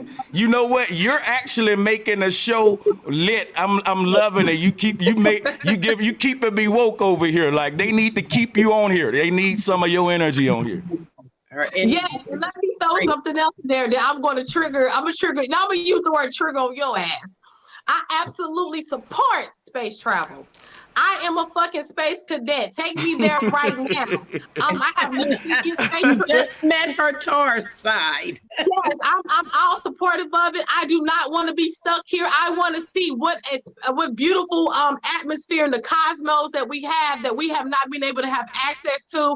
So if Virgin Galactic send me a ticket, Duchess of Wisdom will be on first class. I am 100% a supporter of space travel. I have no fear in me because I know that I have an end date. And my end date has another date that will begin at another time. So I know who I am. That's why I'm telling you, I get what you're saying, but it don't resonate to me. That doesn't mean you're wrong. See, the thing about being and living in a duality, we all have a piece of the puzzle, right? I'm not saying that you're wrong. I'm just saying I would like to see more people be more positive about it because we have been brought up in a society that we have been from our childhood being in religion. We have always heard the doom of gloom, end times, we losing our You won't hear that from me. You won't hear that from me. I'm just going to tell you, only thing you're going to hear from me, look, only thing you're going to hear from me is the agenda of the World Economic Forum, the tech gurus, and Elon Musk of the world, because I'm into science and technology. That's what I grew my channel off of, in the particular alternative sciences and Tesla sciences before they plagiarized that man technology. But what I would tell you is this right here. Because I'm a nerd, I love looking at these avatar projects, what the tech guys are doing. These the people that run the world. All of them nerdy. It ain't the dudes with the big chains on the rap videos. It's the little bitty white guy we walk by who's finna shape what the world look like tomorrow for our children with technology and innovation. He's going to decide the next workforce and all of that with these innovations. And that's why I be on top of all of the what they saying, how they planning for the future with technology and innovation. And we would also know that these plans is going to be the #1 cause of the deforestation pandemic that's been going on for the past couple of decades. This ain't doom and gloom. This is real stuff. Like, I think if you're not doomed and gloom about the fact that there may not be no more forests on Earth by the year 2100, then we're not human no more, and they done took away our sensitivity. We don't care. We're not sensitive to what happened to the Earth or the wildlife, the sea. When we're connected to that, that determines how we survive here. And when we no longer can survive here in the natural world, we got to transform the natural world, and that's called terraforming. And that's called transhumanism. Now we got to learn how to live in a new unnatural world that we've created based upon us living in technological societies versus natural societies. Now, people that live in societies that's very technological, guess what? It's recommended that they get away from the big city and take vacations and go back to the woods and go to the jungle, go to Fiji, right? If you live in these big urban metropolitan areas like where I'm at, that's the best thing you can do is get away and detox from those environments, because you're on an electric grid in these cities. Is electricity flowing beneath your feet and over your head. So you ain't really connected to the natural electromagnetic field of the earth till you get away into the and go in like to the woods in your city. Like when I was in Bama, you get grounded, you go out there, you know, in these more wild environments. Like people who want to get away and unwind, they say, let me go, you know what I'm saying, is somewhere where it's basically a natural, more natural setting. And that's because we naturally are designed to be in those settings. It ain't just supposed to be something you do to get away. What are you saying you getting away from? The technology that governs these societies that we in. It creates a lot of unnatural problems that wouldn't exist in a natural construct. That ain't doom and gloom. That's just a person who understands how the earth works. I understand how we're all connected to the earth, and I understand how the people in power don't give nothing about that. And they just, trust me, they don't care about poisoning you at all. And I'm gonna leave it there. That's all. Okay, let me say. Oh, snap, I made a mistake and hopped off by mistake, but I can just hop back on. I was trying to stop my screen share and stop the call, but it's cool. Yeah, I'll wait till he comes. There he is, honey. Wait a minute. Tried to stop my screen share, but I was trying to stop the screen share. My bad. Yeah, I want to say that when you was talking about the nerds and the scientists and stuff like that are the ones that run the world, I absolutely agree, because they have been chosen on a cosmic assignment. They do not just run the world because they can. There are other things that allow them to do that. And once we understand that, we'll stop blaming them and we'll look at the higher source of what's allowing this thing that we have playing out right now. It's just not those scientists, baby. It's definitely deeper than that. They are chosen on a cosmic assignment to be allowed to do what they do. But I'm not going against your teachings or nothing like that. As you know, a lot of people respect that and a lot of people resonate with you. And I'm just coming from my teachings of who I am and how I see it. Like I said, I support space travel. Everybody knows I said this. I'm born and raised in North Carolina. Nature is not my comfort zone. But if you ask me to take a flight, a space flight to space, man, that's exciting for me because that resonates with me. I don't just dwell Yeah, that I'm not just a supernatural girl here. I'm a supernatural girl out there too, whatever that is. I haven't been there yet to confirm what it is. So that's why I don't speak on it. I'm just saying what I feel within who I am. So that's the powerful thing about us is that we are allowed to be who we are, and we are allowed to bring so much diversity in our knowledge. So that's a beautiful thing at the end of the day. I'm glad y'all brought me on here and giving me a show to make it all about me to show y'all who I am. So I'm gonna grab that thing back and I'm gonna share this, right? Salutes to the sister Duchess, right? I would say this. Salutes. I would say that the sister Duchess is a very religious sister, and man, I come from a religious background. So to my religious people out there, guess what, man? Everybody playing a part, just like the evil people in power, the religious people playing a part, the spiritual people playing a part, you name it. So I'm agreeing with all that, right? So my thing is this right here, though. She said one thing that stood out to me. All of us are allowed to be us. Why? Because we're all on our own individual journeys of awakening. And it ain't, and you ain't gonna see what I see when I see it. I might not see what you see when you see it, but I do think that we are infinite beings, and this is not our only lifetime, and that we will continue to incarnate for the very sake of understanding and knowledge intake. And so I'm gonna take everything from this bill from you ladies, and I hope y'all take some from me. I'm enjoying the bill. We can continue with more questions or whatever y'all got. Salutes to y'all. Yes, and I have some questions. I wanted to jump in. I've been waiting a couple. Yeah, right after you, Duchess, I'm gonna jump in after you. Okay. Yeah, I just want to clear something up. I didn't want to overtalk you. I'm so sorry. Religious. What do you mean by that? Because I don't have. What do you mean by religious? Okay, so listen. So when I say religious, I mean that a person who's inspired by things that are not tangible directly in what we call the physical or natural world. You're more dealing with the unnatural. And me, I dealt with the unnatural for a lot. That was, when I tried to connect with the unnatural, it was through beliefs. For example, like space in the heavens, flying to some, that'll be dealing with beliefs. But that's no different than a Christian saying, I'm gonna go to see Christ with the streets of gold in heaven. Well, none of us know if that's factual or natural, feasible, something that we can do. That's been debated for centuries. So it is not in a realm of fact, just like heaven. It's somewhere I ain't been, you ain't been.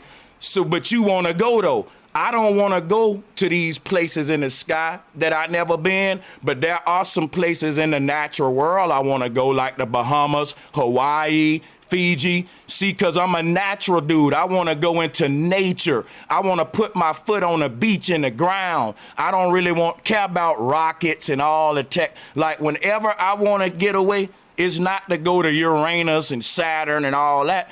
I want to go to, man, take me to the beach. I'm a human, I'm a earthling. Give me the coconut with a little gin in my shit, because ain't no shame in my game. I'm on sip. And listen, I like to do regular, natural earth. I'm a human being. And that's what they taken away from the earth. That's why we don't care that they destroy our paradises, the last of what's left of them, with this technological vision of the future. But I respect technology. Just think about it. I'm surrounded by it right now. I'm a music producer. Technology allowed me to feed myself. I said one thing, though, too much of anything can kill you. And it's about balance. But that goes to show that everybody's different. And yeah, and I feel like you try to downplay me to religion, and I don't like that. See, you put a label and a construct over me, and that kind of bothers me. What I did? No, I didn't. No, I didn't. No, I didn't do you like that. Don't do me like that. Yeah, I didn't do you like that. To me, you have people you've been triggered a lot, sister. That's the thing with me, and they like to say that we're outspoken. But you are though, sister. I just said you was religious. That's it. No, hold on. See, we're triggered when we're outspoken and we stand in our convictions and we stand up for the things that we say. And then they use the words and, oh, you're religious because you see something that's unseen. Oh, you're triggered because you're hyped up and you're excited about the things that you're saying. I'm not a strong Black woman and you speak up for how you actually feel. Okay. So I'm Men not can't take it when they do. I'm not that in the chat. Not you, Sanchez.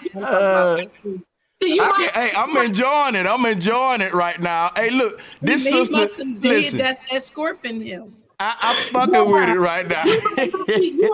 you might have been under the radar with this energy for a while, and I'm just throwing a little shade. You might have been under the radar with this type of energy. So guess what, Duchess? Guess what, Duchess? I won't call you religious no more. Now listen. Let me tell you why I did that real quick though.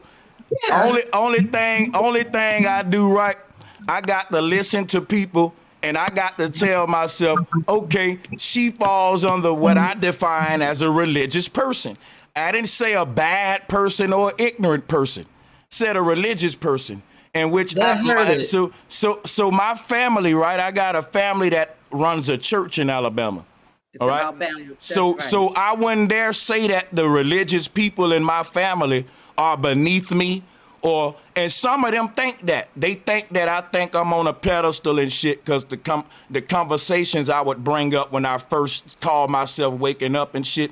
But I've learned to humble myself. So don't think like I'm saying religious person as I'm above you. But the reason I say religions is because you haven't given me anything other than what a religious person would give me. If a Christian is looking forward to going up to heaven and you looking forward to going up to Uranus, my mind put those two in the same bracket.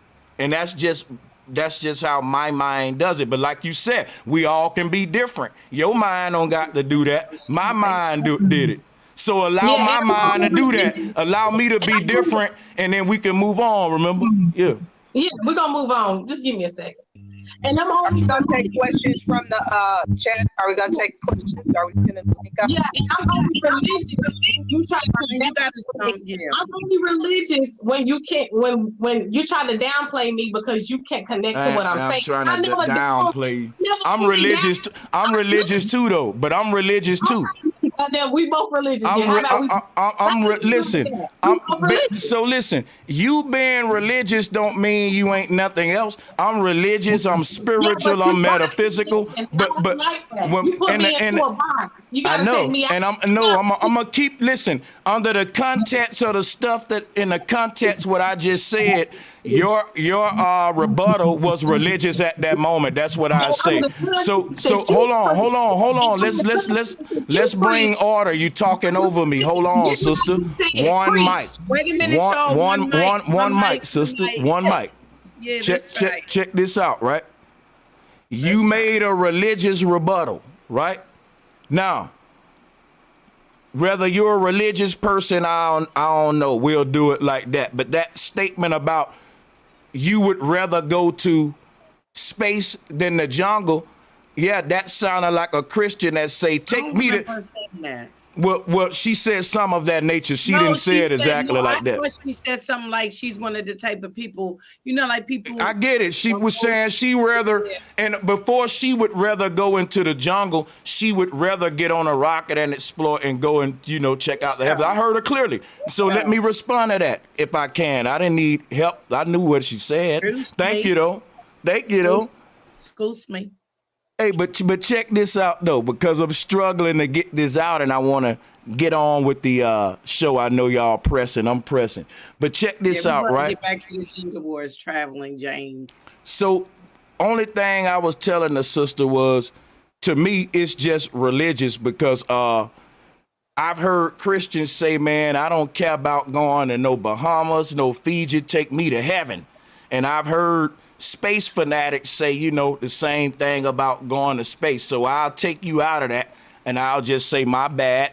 On that last rebuttal, it sounded religious to me, but you're not a religious person. I'm going to give you the benefit of the doubt. Facts. Let's go on, move on. Okay, so I do have a few questions. I've been waiting quite some time. So it may seem like she beat you off topic or anything, but it is still on the gender wars topic. So I'll start with keeping it kind of where we are now with what you said earlier. And you were saying that the divine feminine is like the mother. What would you say as far as when it comes to these things that you're teaching whether it's flat earth, AI, or anything for the mother that wants to teach their children right, or homeschooling, or the unlearning, or they care about the indoctrination, where does the mother start or a woman start her study to be able to teach her children? I think that a person need to ask themselves, what kind of human are they trying to create into society? And once they answer that question, I can go further. You see what I'm saying? Because our examples of a constructive and productive citizen in society might be different.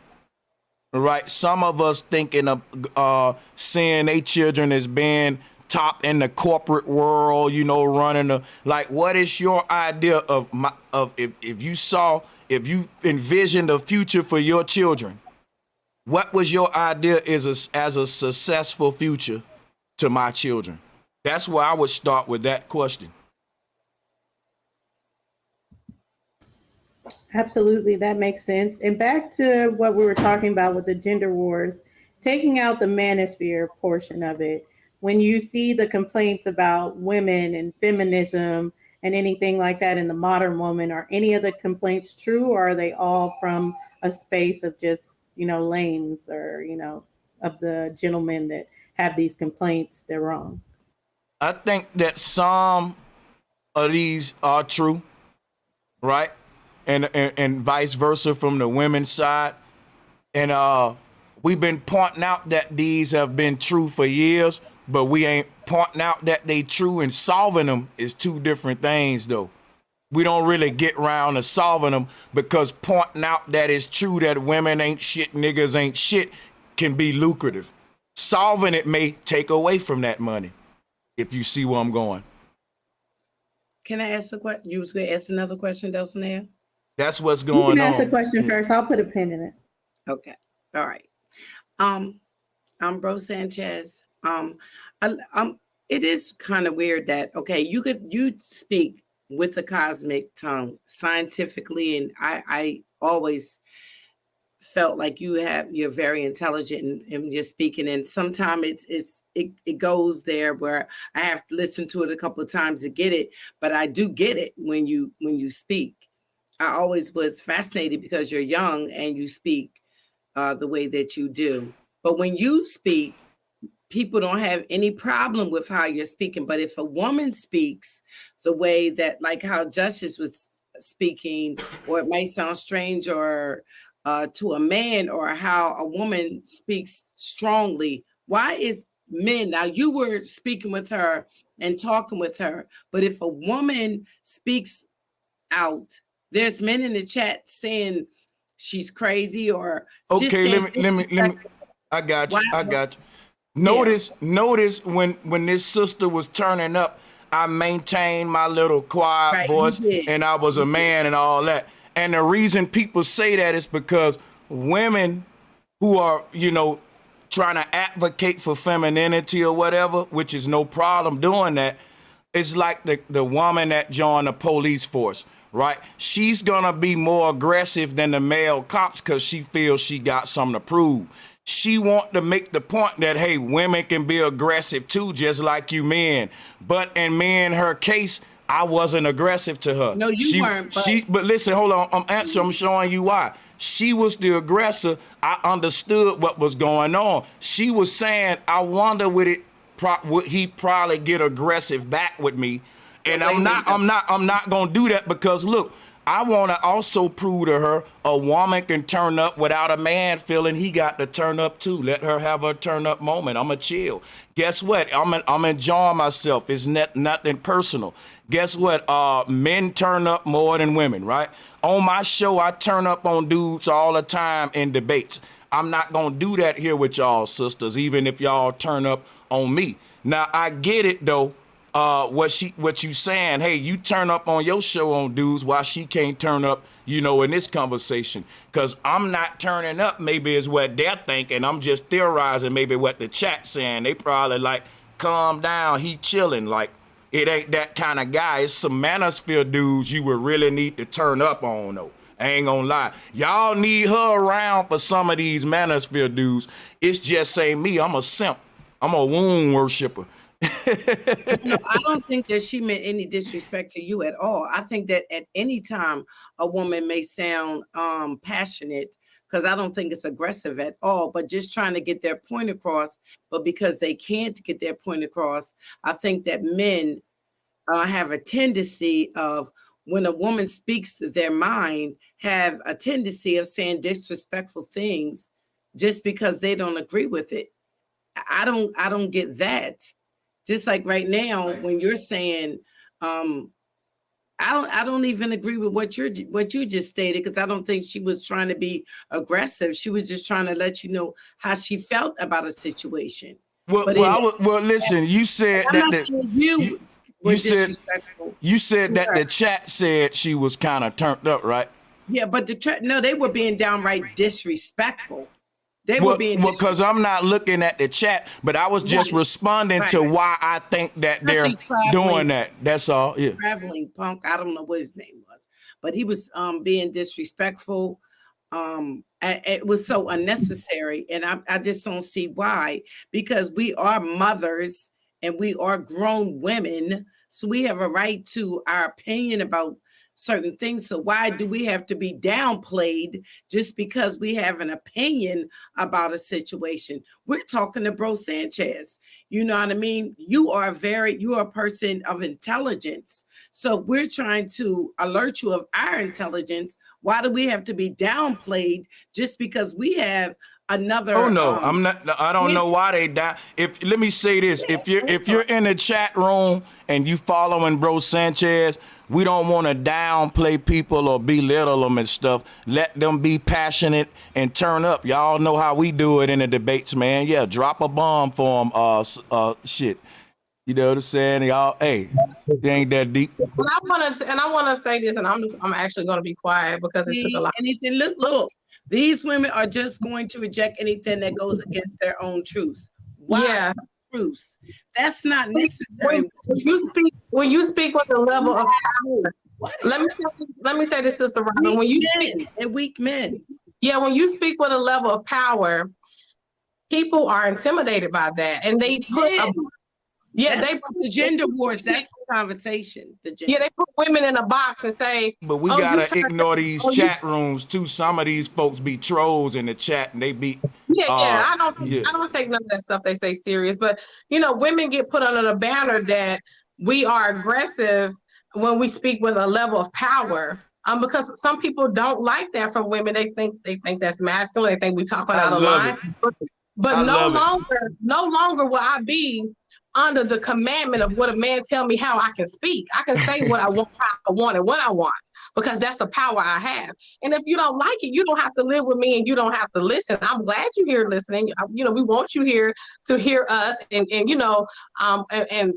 gravitate toward who we are. But I am not under a banner of how I should be, how I should express my femininity, because my men and then they don't think about who they are though as men, and they at the same time. I'm not talking about all the men. Make sure I say that. Y'all, we giving the chat trolls a lot of my time, man, making it about them trolls. Yeah, let's go and get it back to the questions. Did you have another question, Sister Freedom? Okay. Or can I jump in with the last question I had? Right.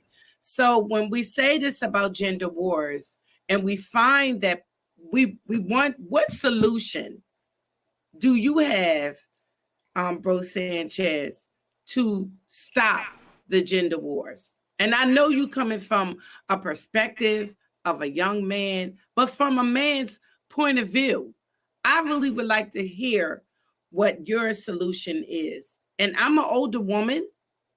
My children are older than you, but at the same time, I still want to hear it. So my solution is, like, for example, for us to learn to communicate better. I swear that sounds simple and it sounds cliche, but that's really ain't no other way around. The number one thing about why the bond is broken is because each side got some kind of chip on their shoulder in these manosphere, woman-sphere places. The man want to prove to the woman his authority figure. and a woman want to prove, well, nigga, I'm a boss, and you know that, I'm fucking a strong woman too now, like. And I think it stopped about them proving to each other how much they love each other, because now they proving some other egotistical shit in these spaces. And that's why you don't got a family sphere. You got a manosphere and a woman sphere, but you ain't got no family sphere. So what would you say, because communication does sound kind of like easier said than done. What do you say? Like, where does it start? Do we need more emotional intelligence when we're having these conversations? Sorry, my son in the background. Nah, that's cool. See, the thing be like, we don't communicate. We talk to argue and to prove points. Points is we don't use words to prove points. We should use word to understand one another. That was why communication was created. The moment humans start talking and we don't care about understanding each other, we just trying to prove points, it creates a social barrier, right? Where we get disconnected from each other, and it because of this egotistical barrier that both sides put up. So it's basically, that's where the submission come in, that nobody want to submit. The man got to realize when we conversing, I'm not really trying to belittle my woman or shame her or debate her or argue with her. I'm trying to reach a point of understanding, and vice versa.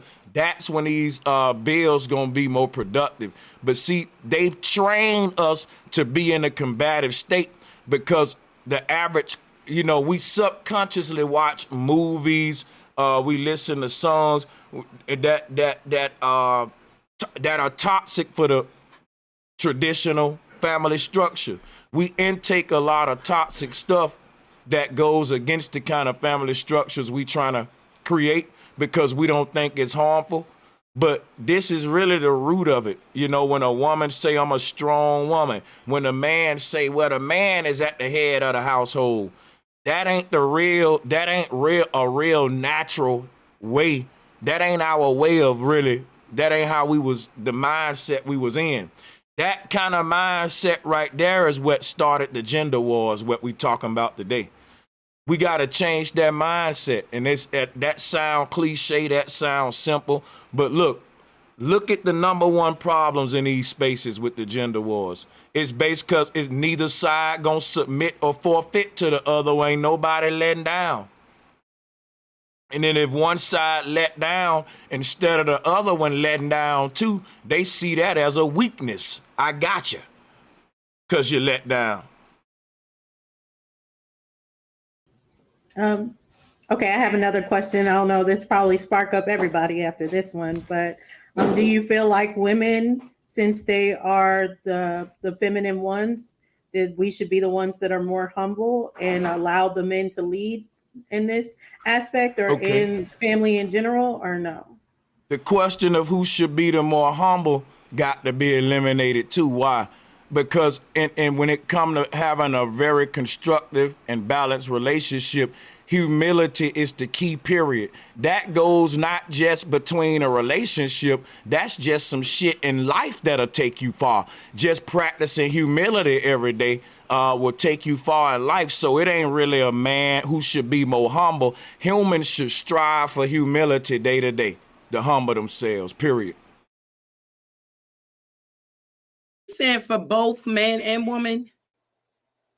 I'm saying that humility is a positive character trait, no matter if you're a man or a woman. That's something good that you can practice,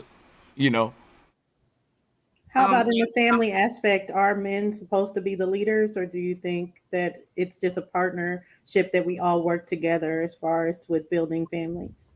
Yeah, so that's what I'm saying. Like in a household, a man and a woman are both leaders. I don't understand how it turned into one can only be the leader. In the military, you got more than one leader. On a football team, you got more than one leader. In any revolution, there is best to have more than one leader. And in a household, it's best. Hey, if your oldest son can become a leader and start taking on adult roles, let them do that too. Leadership is another quality that's equal to both sexes that if you practice it, it'll take you far in life. A lot of this stuff is just about being a good person. If once you be that, you can be a good husband, a good wife, and all that. Bro Sanchez, most of the time when we have these conversations concerning relationships, because I am older, I have been in and experienced relationships, being out married and in marriage. Okay. And I state that a marriage is a partnership.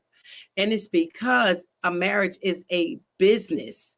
You cannot just get into a marriage for love. You also got to think about the future. That's why I said there is no leader, because you have to sit down at the table to discuss the future of the family. It becomes a business. You have to think about the future of the children and the future of where this family is going to go. And when I say business, meaning sitting down talking about life, your life insurance, when I say that, what a business, if that's what y'all going to have for the family, for for your children in the future. A lot of times people just work, but I think that you should be sitting down trying to start a business so your family can have something when you leave this world. I think business wise, when I think of getting married, I don't just think of a marriage as just getting into a relationship. I want to know what I'm definitely with you. That's a different conversation than the leader one. But yeah, so the looking at your family as a business can be a good practice too. And then, but the thing is definitely ain't nothing you said there I'm in a disagreement with. Definitely business practices within a family is something we don't do that we need to do. But could that go back to the previous conversation about because there's no one leading us in that direction in the household? I mean, because other than that, it's a way. It's like, I'm not going to say it's exactly a waste of time, but if nobody is talking about the future, then it is a waste of time, because you have nothing to look forward to. In anything, you always have to look for you doing, like, if you're trying to lose weight, then you have to have a goal. In other words, you know what I'm saying? If you get into a relationship and you talk about marriage, it has to have a goal. You can't just be getting into a marriage just to be getting married. It has to have a goal. You got children and everything, even if the children are by other people. Once you become married, now they're your children. So what are we going to do with this future? So that is, different people go different routes. You got a lot of people that their love bond is not a corporate construct. And I know that's the way we go on a date. A lot of celebrities adopt that mindset. They hop to, in a capitalist world, we got to incorporate capitalism into our love choices, or we say we do, but some people break the rules. They say, fuck it, if I love you, fuck it. And guess what? Those people may grow together and get rich together. And they just thinking about now. A business, they gotta save I'm money. with you. But save money. You got to put stuff aside. We can't do this because we must do that. Yeah. Because we have to have things for the future. You never may know what may happen. It has to be something in the bank for a rainy day. Oh, yeah. We might can't pay them. We got to think about a mortgage instead of rent. If you can pay $1,200 for rent, then you might as well get a house. You know what I'm saying? So somebody got to have good credit.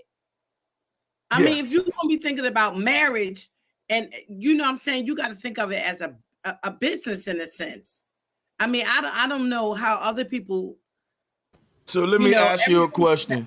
Mm-hmm. What kind of man is ideal for a woman like for you, Goddess Sister Freedom? What's his credentials? I'm gonna get my Kevin Samuels on with you. What's his height and tax bracket and all that? I want to hear. Okay, I'm not saying that he has to have this mega money that these girls was talking about. Just have a regular job. You can have a regular job. I'm not that type of person where you just can't have a regular job. But if we are talking about marriage, then I would hope that you're the type of person that could sit down at the table and we could talk about a future. You know what I'm saying? I just don't want no silly man. First of all, you can't be getting high. And I mean, let me make sure I'm clear with that, because I'm the type of person is, if you got money to buy weed all day long, and you got money to buy cigarettes, and you got money to buy drink all day long, then we can't save no money. I mean, it's just certain things we can't do. That man is broke as hell. He need to boss up. Let me tell you something. No, he can't. No, I can't deal with no man like that. Hold on. I got you on that. Okay, because we need to save money for the future. I got you on all that. I'm gonna take somebody like a Snoop Dogg or even an Elon Musk, right? Elon Musk is a pothead. He smokes hella weed, right? But he's a genius in the tech world, right? His money's straight. My thing is this right here. I really want you to understand that a man having a drink or hitting some weed has nothing to do with his tax bracket. Hold on, wait. I'm finna land right here. If you can afford to get high every day and drink, hold on, sister, I got you, because I asked you a question about what kind of man you described them to me, right? And I just wanted to respond to that, because I wanted to ask you how. That's why I wanted to ask you earlier how much money he making. Because if you saying we need to be stacking money and that him smoking a blunt every day is stopping that, that's like pennies. That's like, well, give me some numbers on the conversation if we're gonna, do this road. But yeah, go ahead. I'm sorry. Okay, let me make sure that you understand what I'm saying, because I don't want to sound like I'm trying to mess with somebody that got no whole bunch of money. And I'm not stupid where I don't understand what you're saying. I do understand what you're saying about these men that make this whole bunch of money. Okay, I thought you were talking about just regular people from the streets, like regular people. I'm not talking about Snoop Dogg and these people that's making this mega money. I'm talking about reality here. I'm talking about just regular people. I'm saying I'm saying regular, not Snoop Dogg, sister. People. I'm not talking about Sanchez that's making $20,000 a month. No, I'm not talking about. Listen, I'm not rich like no Snoop Dogg, okay? But you don't gotta be rich like that to smoke weed every day. It really ain't. Listen, I know. I'm just saying that's why. But look, that's why I know. I got you. I get the example. I'm just saying that we need to save money. I'm just saying I'm not judging. I know we gotta save money, sister. I'm trying to ask you a question. Okay. Can you give me a number though? With these conversations, that's why. Listen, $70,000 a year. It's not bad.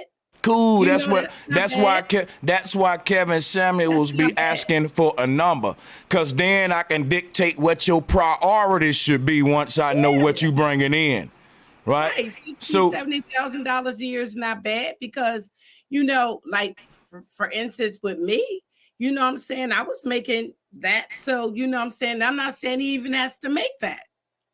What I'm saying? I'm not even saying that he has to make that. I'm just saying that if we're going to be married, let's just, what I'm saying? Let's just talk about how we're going to save money, how we're going to work things out. That's all I'm saying. What he's Guess what?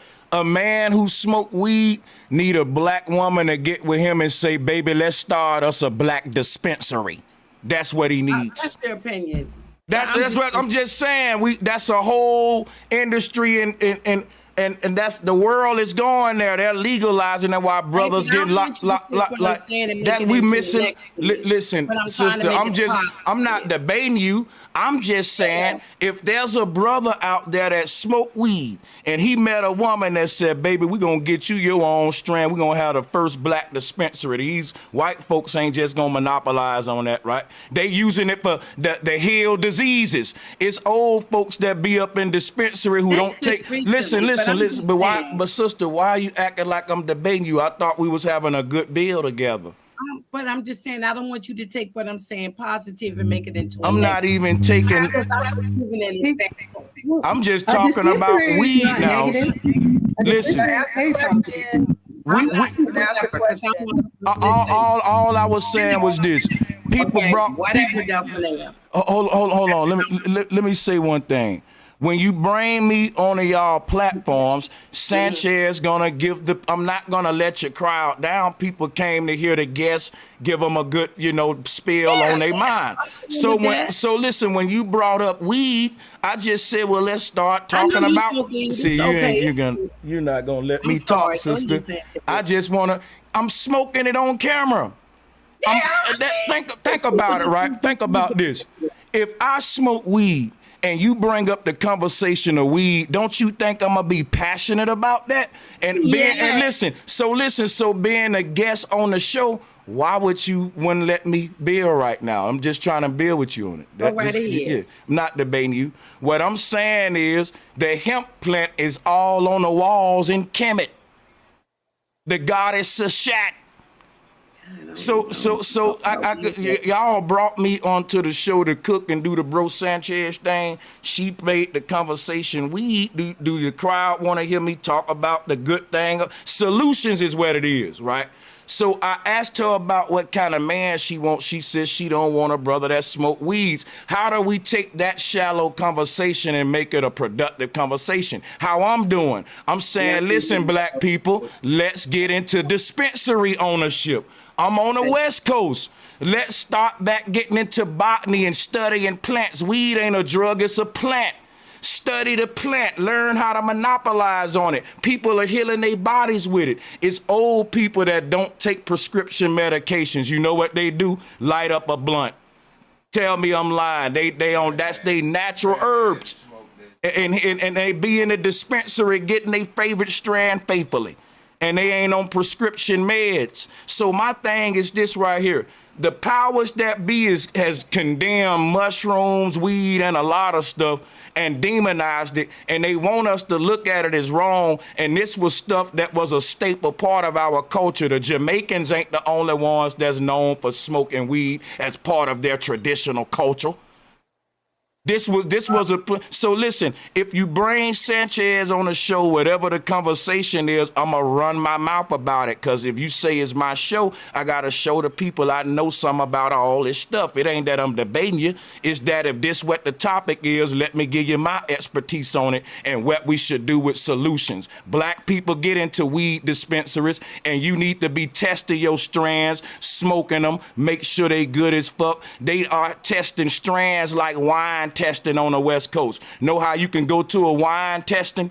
Yes, and it's sophisticated environments. Strands go up to damn near 200 a gram. We missing out, black people, because we the ones who they use to market the shit with. They put our face on it. Okay. Well, I didn't mean to get on a conversation. I did. It's my show, right? You did, right, but I'm sorry. I apologize if I offended you by talking about marijuana. You got me crunk, sister. You got me crunk. Everybody know you got me crunk. This is what we need to talk about. We should be talking about marijuana. Yeah. I didn't mean to. Okay, I'm not offended. I'm crunk. That's a good conversation. I'm a weed head. You know I love to talk about weed. My God. Again, I didn't mean to. I was using something as an example as to saying what we would have to put aside so we can start saving some money so we can buy a house. You done went into the whole conversation. Yeah, because sister, feed, and I'm on some other type time about we might have to stop some stuff for a while so we can stop. I got that though. That was I got that part though. And I had to take it somewhere else because after listen, you did, and it's okay. I'm gonna tell you why, sister. Because you can grow 2 free plants, and then y'all could start. you know what? I think he actually gave us a business. I'm gonna tell you. He gave us a whole business. I'm telling you because check this out, right? Not only the flour, but oils, edibles. This stuff is big. And listen, I know all about it. Hold on. Okay, so check this out, sister. I want you to know something. This is my word to you.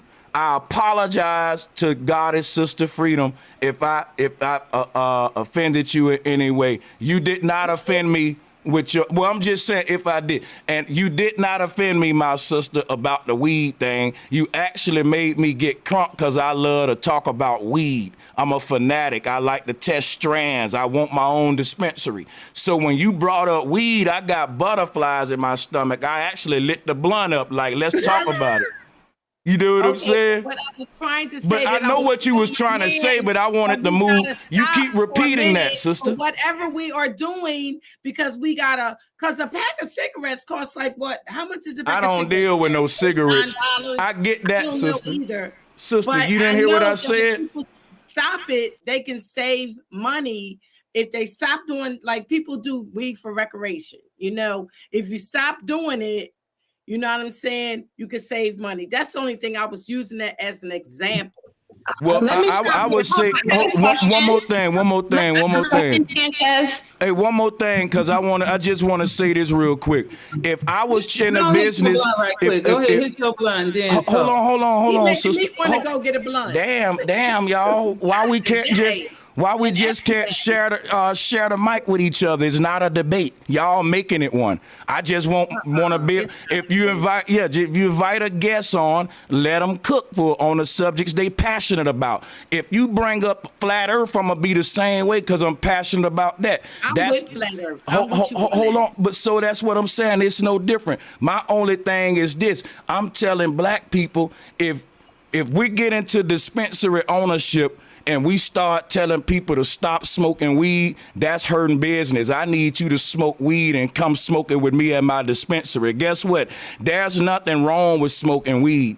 You know what? The number one prescription of why they would give a person weed for psychological illnesses is to treat antidepressant. You know, if you go and talk to a psychologist, he gonna put you on all kind of harmful drugs that's gonna be psychologically damaging to you and doing neuron damage that you can't fucking reverse. This is stuff y'all can go look up with the medicines they use to treat us with, and they cause psycho addictions that keep us addicted to them. They're not trying to solve the mental health. Now, hold on, damn it, y'all gonna keep interrupting the guests. I can just leave. It's kind of getting a little, because everybody I saw come on here, y'all get them on here so they can do their presentations, go into their little spills, not give them a hard time. I've been respecting y'all. It's been fun, and I would like to come back. I'm just saying, I'm passionate about the subject, and I'm talking about it in a productive, scientific way. Why don't y'all want to have an intellectual conversation? We talked about weed. We said, okay, she don't want her man to smoke it. Now I'm pushing the conversation forward about it, or otherwise we can just talk about the shallow stuff. I'm trying to go deep with it. That's what I do. I'm telling y'all what's the deep aspect of the cannabis industry and what's going on in the world. Everything is changing. We was talking about AI earlier. So my thing is, I've been smoking weed for a while, like the rosters. The strands are changing. Everything is changing. We talked about change. And the sister said there's some things we just can't stop in the world. You can't stop marijuana from growing on the ground. It's a plant. It's a mushroom going on the ground that they banned, right? That's a pizza topping. They banned it. A mushroom is a pizza topping. They telling you which plants why? Because this is the stuff which is the activative plants that will heal us in psychological areas. These are the true plants that will be used for the mental illnesses, but they using all of these harsh other Western style forms. When it's people that's using a lot of the drugs they demonize in our society, deep in the jungles, people don't go to therapy. Black people go to therapy more than everybody else today. Guess what though? Because they tampering with the strands of the weed and stuff that these folks are smoking. People are trying to escape. And that ain't nothing I'm making up. Society is at a state, and these drugs were not the way that we use them today. That's what I would say about the people smoking the drugs. It's gonna be a young man that's gonna actually get into botany and reverse what they're doing with these weed strands and stuff, because this stuff was way more psychoactive to our neurons. It opened up certain gateways. Like this, some spiritual stuff. That's why I was talking about cashapp. Like, I love these conversations. I wasn't trying to debate y'all. I was just trying to go deep. Even when they was talking about psychedelics and stuff, you know, that's another conversation we talk about a lot. So y'all can check my channel out for it, and you'll see I ain't capping. I'm just passionate about, you know, weed, psychedelics, mushrooms, all of that. Yeah. Well, we wanted to ask you a few more questions to go around and everyone get the last questions in, then open up the chat for people to come in. Is that okay? Actually, you know what? We can do one person at a time. Yeah. Okay. Because it's, you know, so it won't be too chaotic. Okay. Yeah, for sure. Isis, are you there? I know you said you had a question before. I don't want to take it from you. I have a question. Isis, I don't know. Dots, take it over. I think she might have stepped away. Okay. Okay. So my last question will be along the lines of polygamy and polygyny. Do you think that men are genetically predisposed to be polygamous? And how do you see polygamy evolving, especially along the lines of what we were talking about with this whole AI thing going on? You know, I was going to ask you this question. Remember, you said you were a whore earlier. I just want to remind you that. Oh, cool, but that don't mean that a whore can't be one woman. Man, what I'm telling y'all is that that's my exaggerated, funny way of saying can't nobody make me some sort of self-hating, like I'm just dating outside of my race because, you know, I hate black women and shit like that. So my thing is this right here. The woman that I'm with, I've been with her for over a decade. So I'm happy in my situation. And when we talk about polygamy and all that, if you got one woman that satisfies you, then cool. Then you fine. I don't think polygamy is like innately embedded into our genders and shit.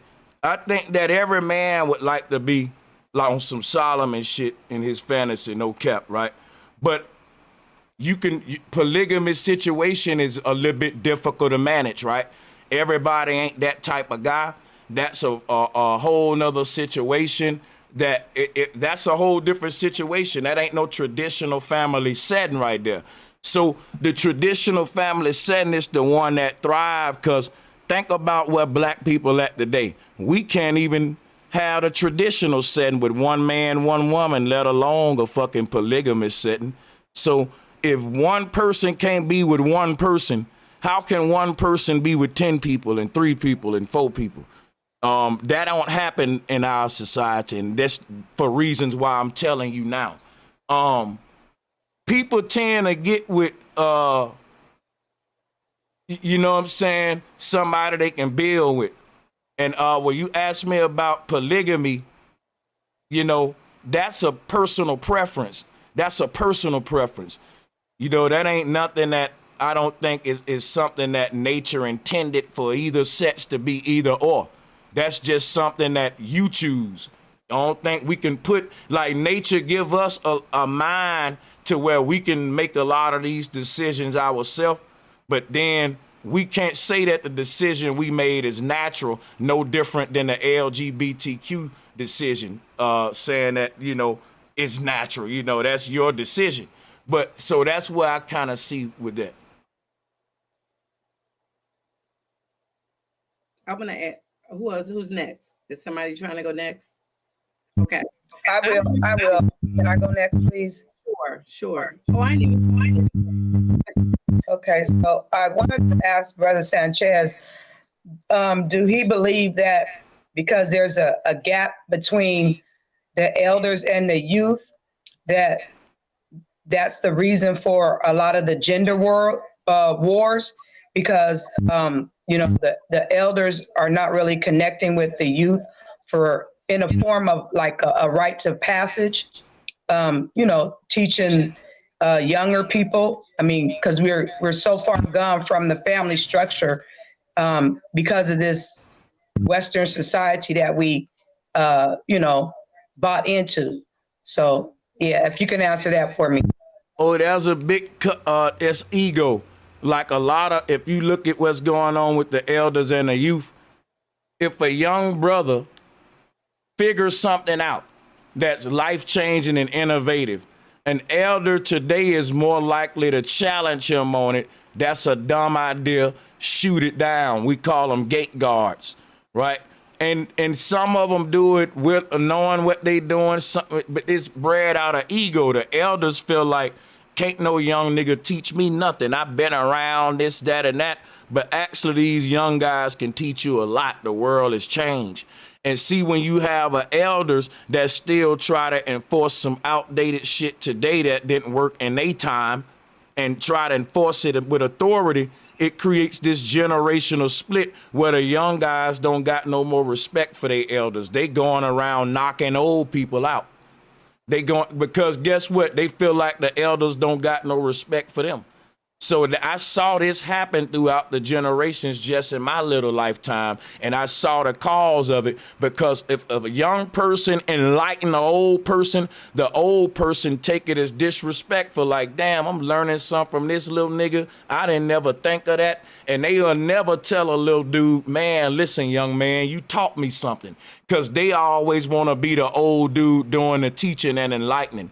And so if it can't go both ways, it's going to be a cutoff and a war that's going to take place. And that's happening not only with the old and the young, but the man and the woman, and so many different dynamics. Happened a little bit today on the show. But yeah. Oh, okay. Sanchez, I wanted to say, I want to get back to the polygamy thing. I wanted to say, I agree with what you said about polygamy, and I also had to laugh that off. But I also want to say that polygamy also causes stress and anxiety in women. I think that it's not good for women.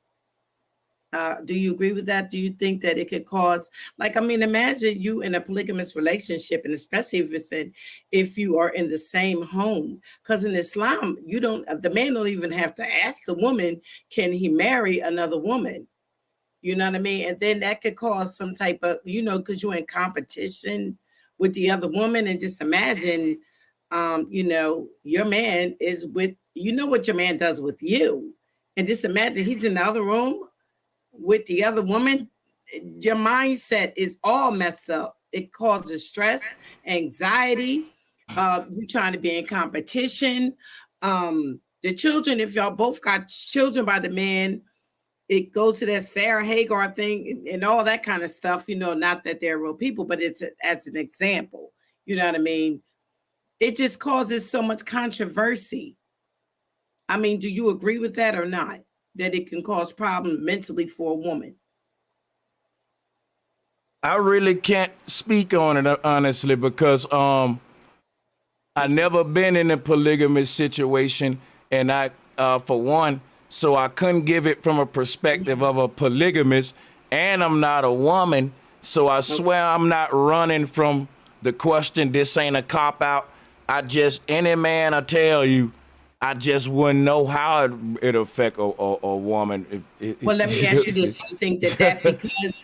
I know how it affect a man. He'll be happy than a motherfucker. No, you think he would be happy? You don't think because of... okay, I'll just do it like this. If it was two women and they were in the home, I think it could cause a cat fight. And I think it would be, unless a man has a certain way about him, I think it would cause a bunch of headache for a man. And I think if he's so that he would have two women, I think he would even cheat on those two women.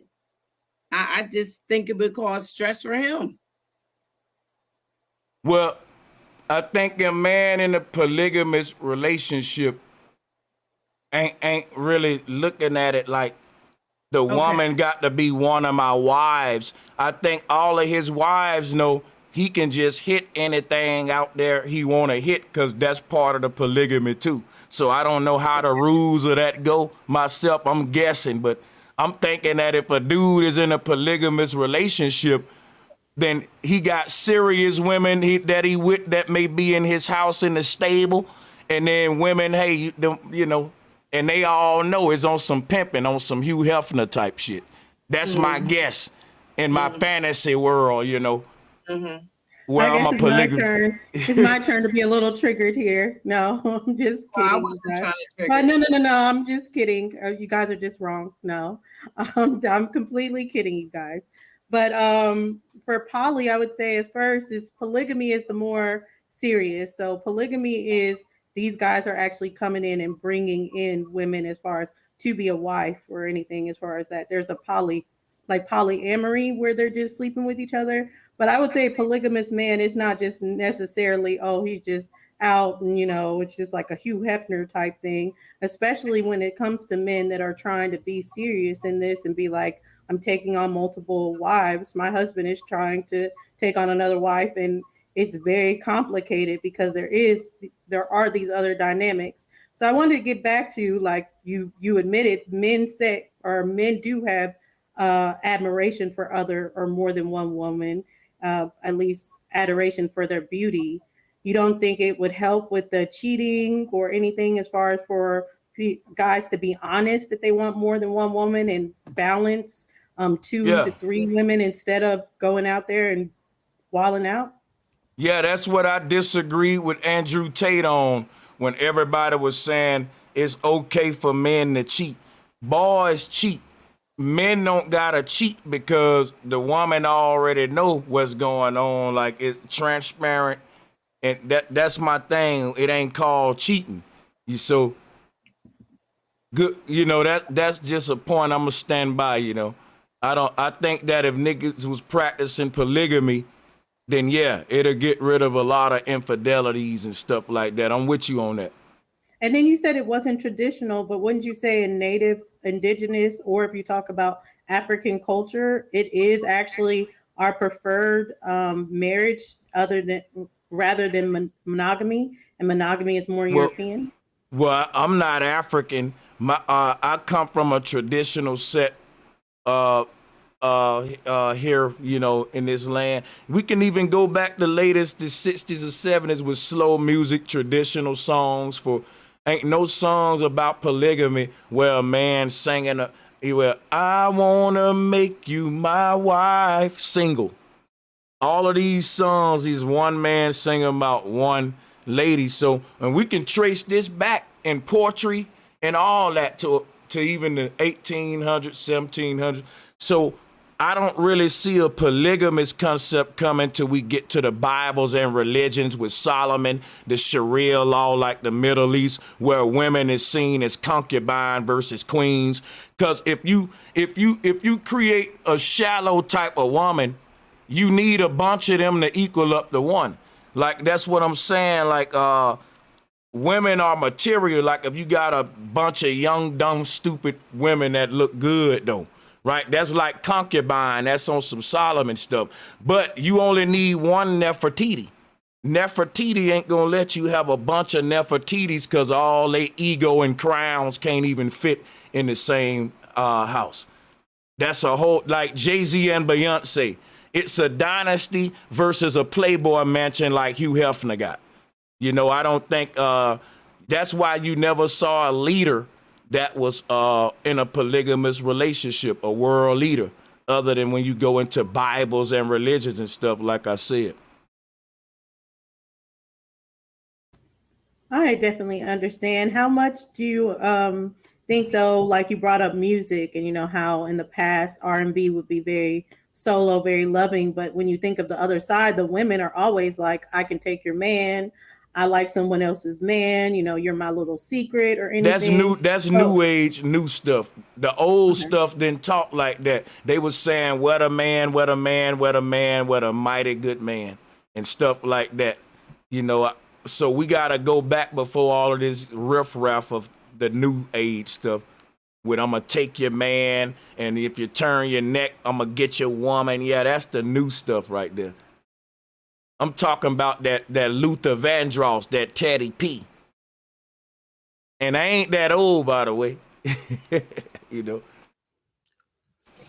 So my question is, you don't believe that those other songs that played out with Woman to Woman and those other side chick songs didn't exist to let you know that the side chick was kind of disrespectful nowadays because she knew she existed. She didn't want to be the wife. She just was the side chick that kept the man happy on the side. That she said, if he said, I'm leaving my wife, and she said, well, where are you going? Because you can't be with me because I kicked it with you on the down low. So if you leave her, you can't be with me because I know you sneak around. You see, so nowadays we see the side chick being disrespectful, calling you up and letting you know she exists. But there was a time when the side chick was more, we're going to say, humble and quiet because she knew her position. But now, they want to be known. So it's like, do you want to know now or do you want to know later?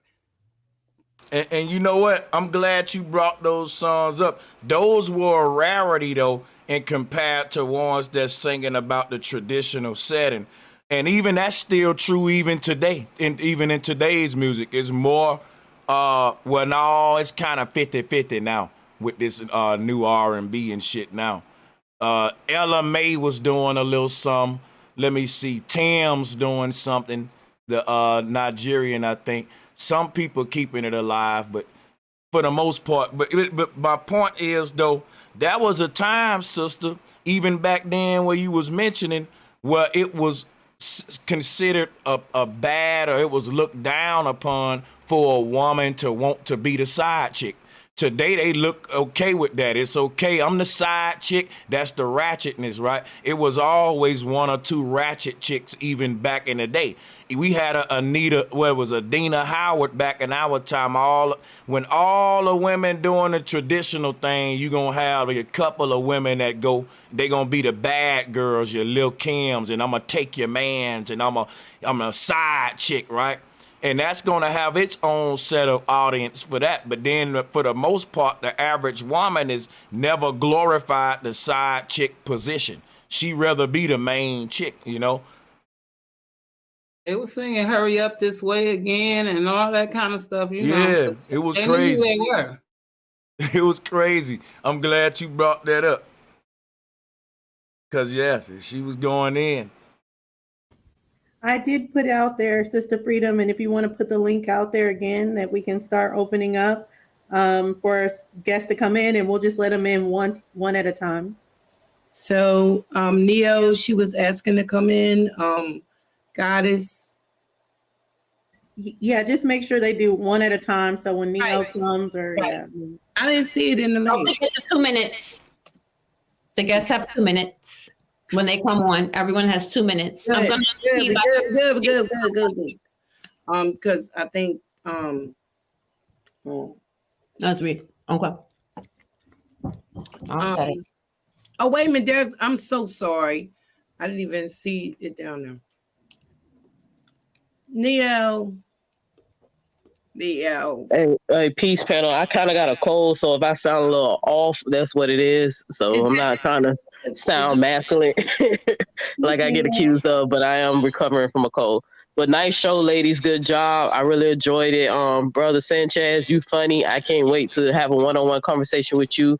And I also would like to invite you onto my show because I want to do a deep dive with you a little bit more about the wormhole, and just to see if you're familiar with the Dutch philosopher Spinoza, how he views God and how he views the universe. I feel like we have a lot of common talking points. So, let's do it. Yeah, so and I just subscribed to your channel not too long ago. But my question to you, you said you was an expert in weed smoking, right? I'm just asking for a friend, but what's the best strain for someone who has anxiety? Just asking for a friend.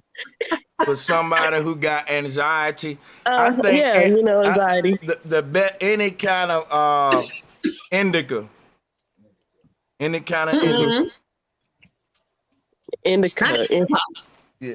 No, indica is a downer. Sativa. But see, because my friend, the person, my friend, the one who I'm asking for, when she smokes street weed, it makes her heart race and pound feel like she about to die.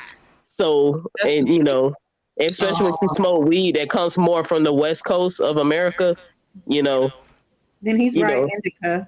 Indica. Indica is like good. It makes you like kind of like mellow out. Yeah, exactly. Sativa is very the one that makes you high. These are weedologists, Neo. Listen to the Oh, weedologist. yeah. I was Well- with Sanchez when he was like, let's start this dispensary. Yeah, because I'm with you on that. I'll invest into that. But I'm just asking for a friend, though. Are you the friend? Nah, friend. you know what? Friend. Listen, if a person got anxiety, if they want to use weed to treat it, tell them to smoke sativa in the day and indicas at night. See, because what'll happen, that's gonna start to regulate their emotional balances and all that. These plants and stuff that we using, they want us to demonize them as drugs and stuff, but they literally should be part of our diets and shit. You don't just gotta smoke weed. You can eat it. You can make teas with it. All of this I was stuff. just going to say teas You would know what probably I'm be saying? healthier.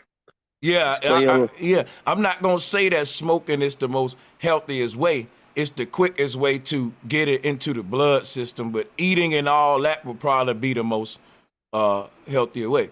So, but yeah, I just want us to look at this stuff as ways to treat psychological illnesses. Basically, what I try to do on my platforms, because I see why they demonize this stuff. You know what I'm saying? A lot of these plants, not drugs now, because it's a different, like some of this stuff is herbal-based plants, and then some of this stuff is a whole chemical, like cocaine, all that, that's drugs.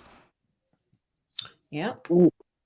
Yeah, I don't know. The way that I was taught how drugs and herbs work, the difference between from what my understanding is all drugs started off as natural plants like herbs or whatever, and what they did is they took the chemical makeup of it and it became artificial. You know, the things that you hate earlier that I heard you speak of, how you don't like nothing artificial. I was told that's what the difference between they take something natural and then they like redesign it in a synthetic form and it becomes an artificial medicine. So that's why they call it drug. But I could be wrong on that, y'all. Don't quote me, but that's what I was taught, the difference. But this is my last statement. I don't really have a question. Like I said, I enjoyed the show. But Duchess, also you too, sis, I want to reach out to you and invite you to come on my show, because there's a lot of talking points that you brought out today. I think you did a good job being spicy with Sanchez. He was kind of like poking at you a little bit, but I didn't think you was triggered. I saw it for what it was. You was passionate. So, but I want to invite you to talk to you on the show. And then again, it was nice seeing you ladies. Sorry I ain't been coming around, just been real busy. Had a lot going on, but I'm looking at the show and I see you doing big things, Sister Freedom. So good luck and keep it going. Thank you. All right, peace. Neo. Thank you for I coming. got out. beat up Salutes, Neo. about the weed. What we? My friend, she asked. No, I have a question since you kind of brought it up or anything. I don't want to get too far into drugs, but since I don't know how you view like the Native Americans, the pale ones versus, actual indigenous, but do you look into any of the DMG or the God drugs that they have, as far as that they say are drugs that help you experience God? No, see, that's what I was saying. I don't know if I said it right, but I was saying that there's a difference between drugs and medicine. Like, that's why I said, from my understanding, the reason why Big Pharma calls it drugs is because it's an artificial version of the real thing, the natural thing. All they do is they study this plant and they take different components and different chemicals and break it down and they create a synthetic version. That's why some of these drugs can be so potent that, people have allergic reactions and, they trying to find a way for the drugs to work quickly in our body. And everybody has a, unique genetic DNA code. So that's why one drug can make you have headaches and one can make me, break out in rashes. Because I heard it's not in its natural form. But if you take certain medicines, like what's the one medicine that's getting popular? Like, what's the one called ayahuasca? Yeah, ayahuasca. You know how they now they have this more synthetic version of that people are not having bad trips. But if you actually go to a shaman, somebody who's actually pulling that herb naturally, that plant naturally from the earth, you have a better experience versus trying to, find someone who genetically modified it. Because that's what they actually trying to do now with that drug. Like the peyote, or You know what I'm talking about? Yeah, I know peyote. They trying to demonize that, but they trying to study that plant right now just so they can make artificial versions of it. They know what they doing. They trying to keep the natural indigenous people in the land who properly know how to dispense that medicine out to people. They trying to control how they use it, but they really just trying to turn that shit into a drug, and it's no longer a medicine. So, but that's what my understanding from an herbalist, what I was told the difference between drugs and the difference between medicine. What do you say on that, Brother Sanchez? Yeah, I think I'm in agreement with everything that Neo's saying. And Neo, I'm looking forward to joining you. There is a difference between drugs and medicine, but you know, we may disagree on some of those specifics. But one thing I do know is a lot of the things they got listed as drugs should be medicine, and a lot of things they got listed as medicine is drugs, got people addicted to going back and forth to the doctor like they the dope dealer. So she making a good point. That really need to be like a whole like presentation for real. That's a whole little conspiracy that you see, like for real though, because the things we're being treated, right? When you talk about treatment, let me break that down. Treatment is to treat the mind. That's a difference between healing whatever the problem is. When you treat the mind, treatment is tricking the mind like the problem is solved. But when the medicine wear off, the mind realize it ain't solved and you got to treat it again. Tricking and keep treating, going back to fill your prescription. But that ain't healing. So definitely I'm in agreement with a lot of what the sister was saying. Yeah, it's very interesting because my therapist, she the one who got me studying mushrooms and fungi and stuff like that when we was talking about natural ways to heal anxiety and depression and all that stuff. So I was just always curious about the difference between the herbs and drugs and all that stuff. But like I said, nice show, ladies. Good job. Brother Sanchez, please, I'm be reaching out to you, so please look out for that. Okay, and you sure. Too, Duchess of Wisdom. You too, sis.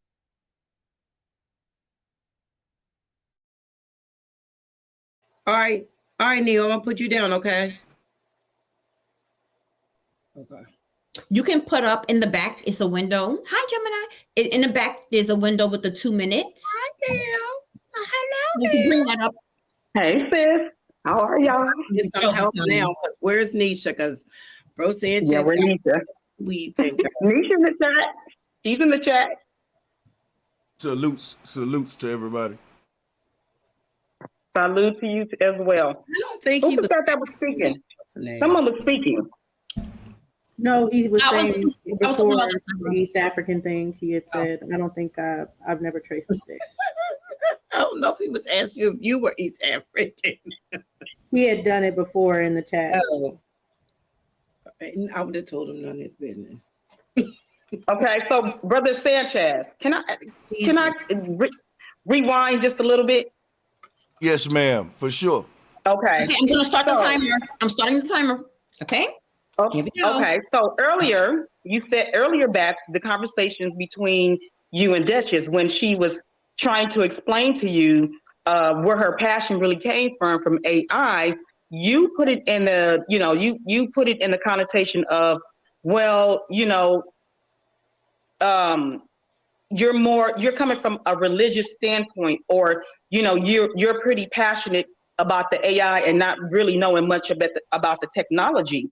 But in essence, where she was coming from is a spiritual place. So I want to ask that of you, like, do you know when women are really being feminine and spiritual? Or did that just kind of go over your head? Because the way you responded, it almost seems the same way men say that women are so strong and they don't need, and they want to be the man. When a woman responds to you in a way that's reflective of herself in character, you guys don't recognize that either. Are you aware of that? I think my response was appropriate. I think that it went over y'all head and it's going a little bit out of proportion. When I said that she was religious, I said that her passion was based on belief. I have a lot of passions based on belief. There's nothing with taking a religious approach to an aspect. I get to dictate within my reality what I consider religious or spiritual to me. She can't do that for me. She was the same woman that said, everybody got the right to be different. We ain't all the same when she disagreed with me. She thought I was trying to force she probably thought I was trying to, force my viewpoint on her because I was passionate and just being understood from my perspective. But that's neither here nor there. The thing about it is, she's right. We got the right to say, hey, we agree to disagree. You see it your way, I see it your way. Hey, we all different. And I even said to her, we all will see what each other meant for the next one to see in due time. So at this point, if a person say, well, I disagree with your opinion, that was a religious reply, then cool, and we can move forward, and you're allowing me my right to be different than you and not just agree with you. See, you know what I'm saying? I just think it's that part still went over your head. It's cool. The cool. part It's fine. I was speaking it's about fine. was hold on, Brother Sanchez. Let me explain this before you go too far. Gemini, The part that I'm explaining is the femininity part, the feminine parts. This has nothing to do with religion, has nothing to do with any of those things that you just mentioned. Like the full woman went over your head. You did not see that, okay, this person is not even coming from a place of femininity or womanhood. You totally saw that as a way to chime in and be a little bit, righteous in your thought process. So again, it comes back to this question of when we were talking about gender wars, and it comes back to some of the things that we're talking about now, where there's a lot of times some of the missing link is not just on women. Women didn't just lose a lot of things too in this process. I didn't say that. The men did as well. You guys lost your full ability to connect to a woman in a way that acknowledges only the feminine part of her. Y'all have lost that. So I think that the way I handled myself on the show tonight, it's a good example of a man having a bill with a bunch of sisters in an intellectual setting where they can disagree with a bunch of controversial topics and it still go off. Because if you got to look around Black YouTube, like we really doing a good job here tonight. Even when me and Duchess of Wisdom was going at it, that was fun. It still wasn't it was classy, right? It's a lot of platforms out here that's ratchet as hell, so salutes to y'all ladies. But the thing is this right here, right? I think that what needs to happen on the women's behalf is if they need to learn to have tough skin like the men and quit brushing it off with just, well, we feminine respect our femininity because you want to be treated equally in society, where in society, guess what? Everybody got a right to their opinion. And if you don't agree with my opinion that I'm still going to stand on, her response was a religious one to me. I took back my first one where I said she was religious. I said just that response right there was religious. And to me, it don't gotta be to nobody else. And as a man, I can't let nobody bully me out of that stance if we still gonna agree that we got the right, everybody got the right to their opinion. A lot of people said stuff tonight that I disagree with, but I moved on, salute the panel, keep going. I think a lot of women can learn from men and moving that way and just saying, okay, he don't get it, fine, next question. But see, we going back and dwelling on that because a lot of women are emotional and passionate, which is cool. We just got to learn how to harness it for productivity in these spaces, which we're doing anyway. We're doing anyway. That is a twist. That's a double standard. You can't have it both ways. No, you can't have it both ways. No, but listen. They keep saying I'm twisting and turning. I'm just talking. No, we're from Sonetta's platform, where they always say on Sonetta's platform that they don't want to debate women. And me personally, I agree with him because I think if we were just having the demeanor that we were tougher, had a thicker skin, then there would be no excuse. But every time we don't, and we get so emotional based on some kind of little thing, I think it ends up being like those guys. They can go and look at these and be like, this is why we don't debate women, because look at how y'all were. Y'all couldn't even. Did you see the chat though, Sanaya, where it said the men debate? The men get more emotional. Yes. I get that, but we're women. We should be better than them. Okay. I'm sorry. We are better just by default. We are so much better. Well, then we should go our composure. The men start going in on us. Are you serious right now? Well, tonight that didn't happen. Tonight that didn't happen. So I get what you're saying. Every time the woman said anything, the chat went crazy.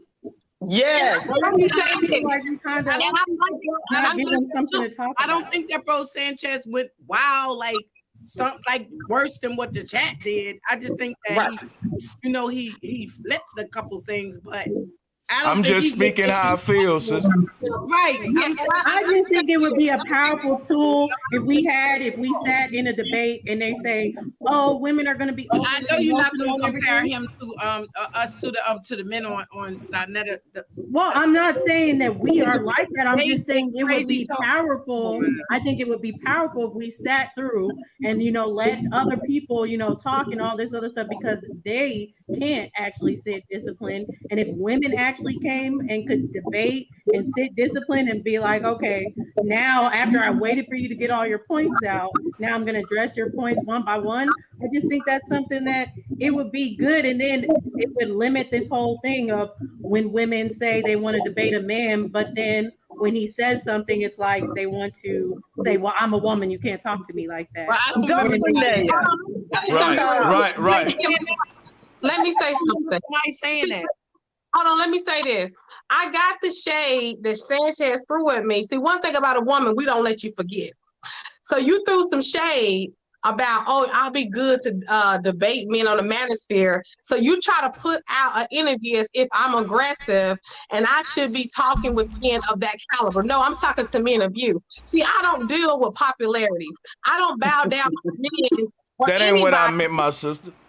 Yeah, I know. I'm not saying that. I don't bow down to men who popularity online. I would challenge anyone. So that's the thing is, it's okay for me to challenge you, but it doesn't mean that you're wrong, and it doesn't mean that I'm wrong, I like and it doesn't challenges, mean it doesn't mean that you're right. But I'm able to challenge you because I can, and there's nothing wrong with that. Right. I like it. I embrace it. You can't say it because they're a woman. No, I didn't say that. Right. I didn't say that. I'm not saying you said that. I'm saying because Dulcinea said that.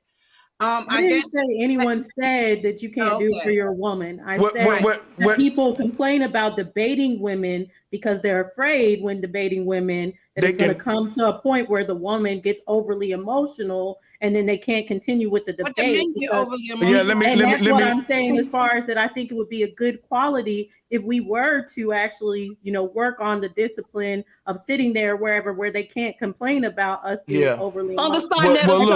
Look, let me say something. Wait a minute. Hold on, sister, you doing it now. We should have low energy. No, that ain't what she's saying. Let me speak to what she's saying though. What she's saying is have y'all heard this? It's a word called decorum. Men develop decorum. So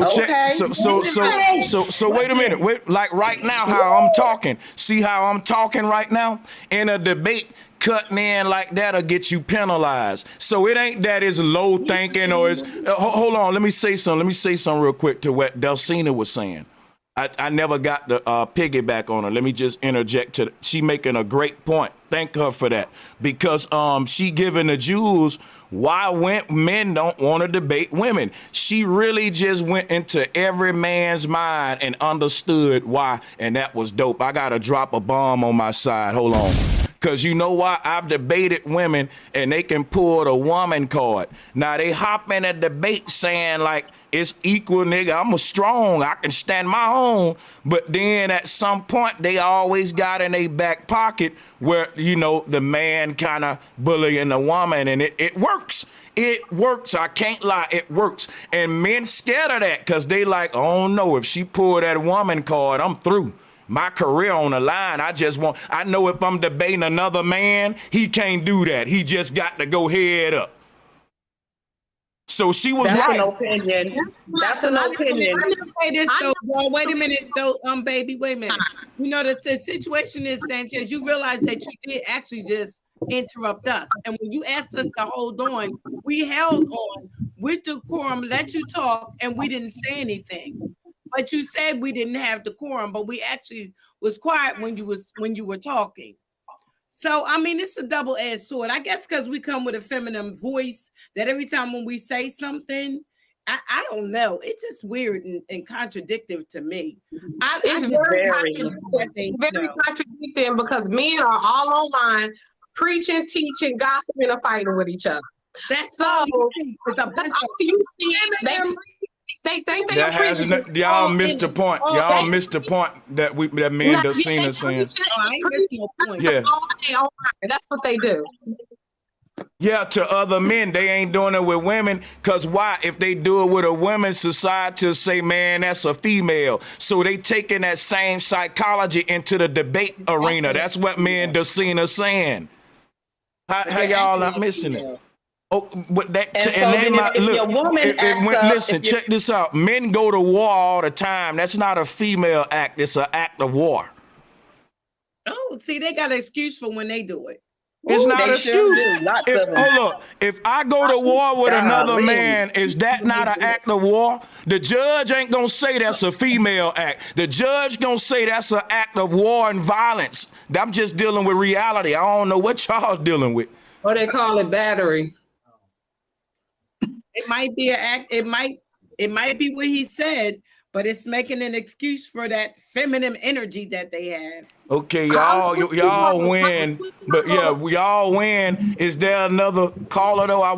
I got a show I want to do about this. Because listen, the owner. Listen, guys, breaking news: the owner of Cash App has he died, and some big shit about to go down with the whole the system. I need to go and break some shit to the people because that goes along with this whole AI hawk. It's a lot of stuff I got to be covering in a few, but I'm sticking around for y'all. Go ahead. Salutes. But you know what, I'm bro Sanchez, because you got a lot of knowledge, and you know what I'm saying. But you know, it is what it is. We see what it is on this side because we looking at it from this side. You know what I'm saying? And men see it from their side because they're the one that's doing it. But when it's us on the other side looking at it, and these are the same people that's saying that they want to be our leaders, we like, huh?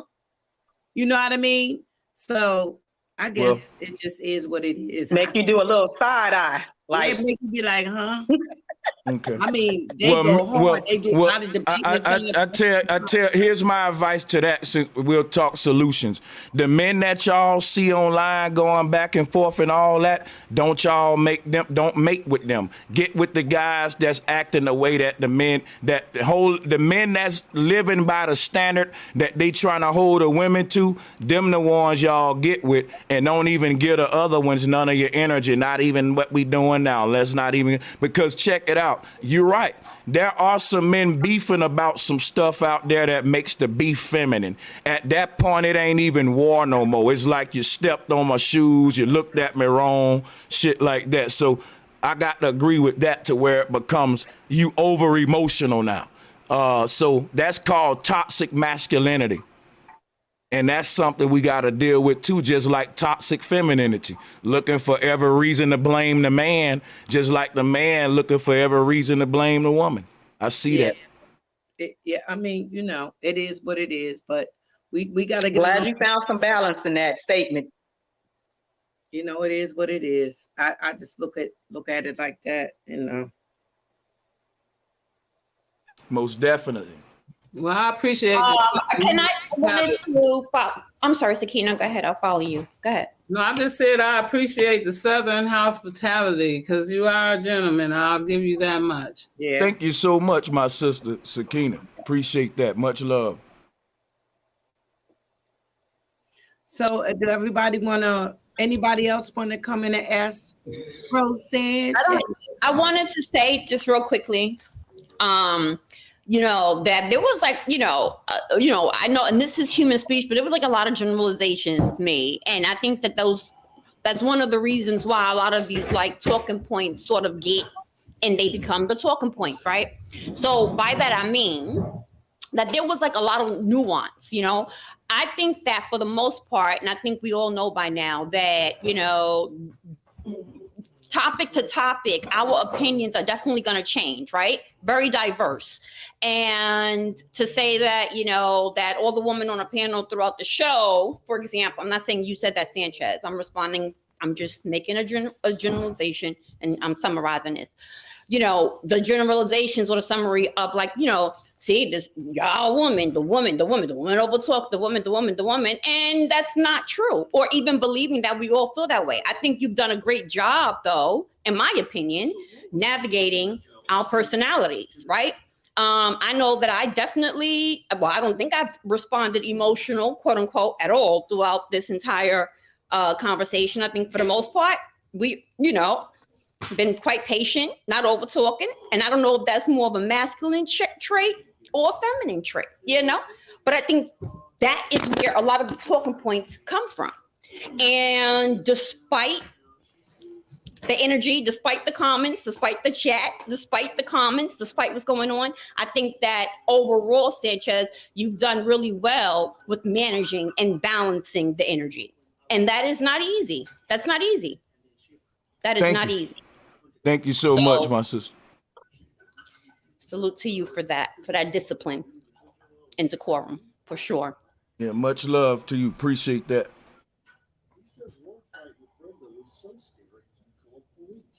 Ooh, oh, okay. Yeah, I wanted to say thank you so much. I've been trying to connect with you for a long time, Brother Sanchez. I've been watching you for a long time. I was under a different name, but I went in and gave myself a different name. And I remember one time you called me out on your show when I said something, and I didn't get controversy. I just told you, you know, speak, you know what I'm saying? So, you know, like I said, you know, it was a pleasure that, and I'm hoping that we can continue to build. I'm gonna come over now that I've, you know, been introduced to you. I can come on your show now. You know who I am.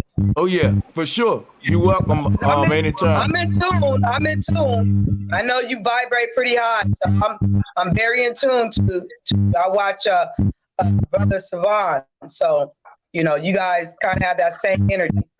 Oh yeah, salutes to him. Most definitely. So I already know you plugged in.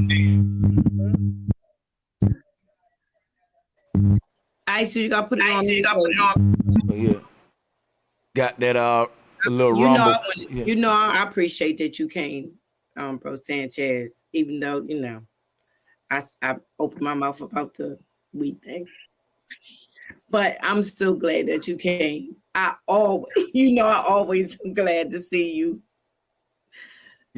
Much love, much we respect. are women with no energy.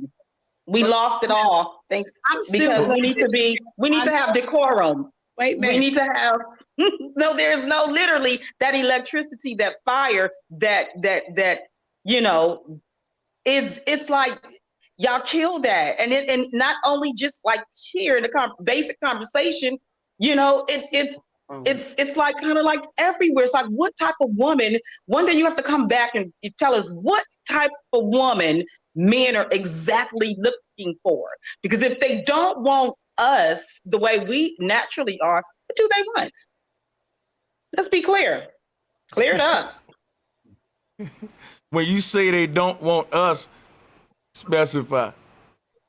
They don't want electric women because, you know, if we let you tell it, right, that's too much energy, the feminine energy that turns masculine, I guess. I didn't say none of that stuff. Or whichever way y'all like to spend that these days, but, you know, we're just our regular self, and we're just speaking from a passionate point, then it's overly. That's the word y'all use a lot, overly emotional, over talking, overly this, overly that. Well, listen, here's the deal. Dulcina made a good point. I agreed with it. That's all that happened. Like what's going on right now is another example of what I was saying about like debate etiquette, decorum. We want people to turn up and be electric in a debate, but we have to move on in debates from topic to topic. And we like another thing that I fear if you get too many women in debates, and this may sound misogynistic, a woman can't move on to the next point. A man will be like, okay, he got that one, or he didn't get that one, or fuck it, he didn't see it my way. Next point, next question. You know, the woman gonna go back and go, but like she said, like a lot of times tonight you'll see you sisters come on and say, so I want to go back when you were did this and was petty about, like, that ain't really, men like to debate intellectual topics about real issues. Not to say women don't listen. I don't want to sound misogynistic because we talking about the HOK. There are women debaters in the HOK that be holding it down, doing their thing. So, but my thing is not that many, because you gotta be built a certain kind of way with thick skin. Just like the women that do freestyle battle rapping. It ain't a lot of them. I didn't want to jump in because he was talking about my comment, and I do want to say that I agree. I definitely didn't mean it like women just should sit down and shut up, like in a relationship or anything like that. I'm saying in debate settings and like in academic debate settings that I'm familiar with, as far as this is something that in the space, it is one of those things that I have seen women do before. You know, they do want to debate, but then when it comes to, if something is said, then you can always trump card and be like, I'm a woman, you can't talk to me like that. But the men can't say that. So I was just saying in a debate, that's why a lot of the men say they don't want to debate us. And I would say that's something that we can work on as far as in the future, so we can have more men that are willing to debate us. When you see that happen. And you know what, guys? One 10-second line. It ain't just debating. When I was doing freestyle battle rapping, I didn't really want to battle rap against women, because if I go too hard and deep with them, you know, I had the same impression. But maybe that's wrong. I'm willing to admit if that's the, you know, hey, but go ahead, you know. When a woman is, I've never, unless a man is calling a woman out of her name in a debate, I cannot see why a woman would say, you can't say that to me when we are, because I've seen, what's that, the pastor lady's name that debate men all the time? Christina Nick. Christina Nick. She debates men all the time. Sister Noble debates men all the time. Every time I've seen a woman debate a man on side of the TV, she has never, ever said, you can't say something to me because I'm a woman, because they never call her out her name. I've never seen that happen. And I don't understand this, but I've never seen that happen. So I don't know where this is coming from. So you know where it's coming from. I'm not saying that Justin has never seen that before. I know I've never seen that. Unless a man gets so where he's calling a woman out of her name or something, I don't see no reason why she would have a problem in debating a man. I debate men all the time. I go on side netters and say all kinds of crazy stuff to men. They've never come out of their mouth and say anything to me, don't I? I go on side. That's true. That's true. Yeah, hold on. Let me say this, Sister Frida, to back you up. And men are the main ones who are always pulling receipts online. Men make streams based on let me get the receipt on what a man's past transgressions are. So when a woman Talk about it. I don't. And when a woman doing, it's emotional and we shouldn't go back. But men are all online pulling receipts on other men, pulling up their transgression, pulling up documentation on what other men did 5, 10, 15 years ago. Yeah. And they make the whole stream about it. But then when I asked you, let me double back in the conversation, you don't want to hear, because see, I hold that mirror. And that mirror is that reflection you don't want to see. See, that's the problem. So that's what I'm saying. See, it's a double talk when it's convenient for the person. Yes, it is. And I'm saying, so now can I talk? You talk, she talk. Now can I talk real quick? So I'm gonna say once again, right? It's very simple what Dulcinea was saying, right?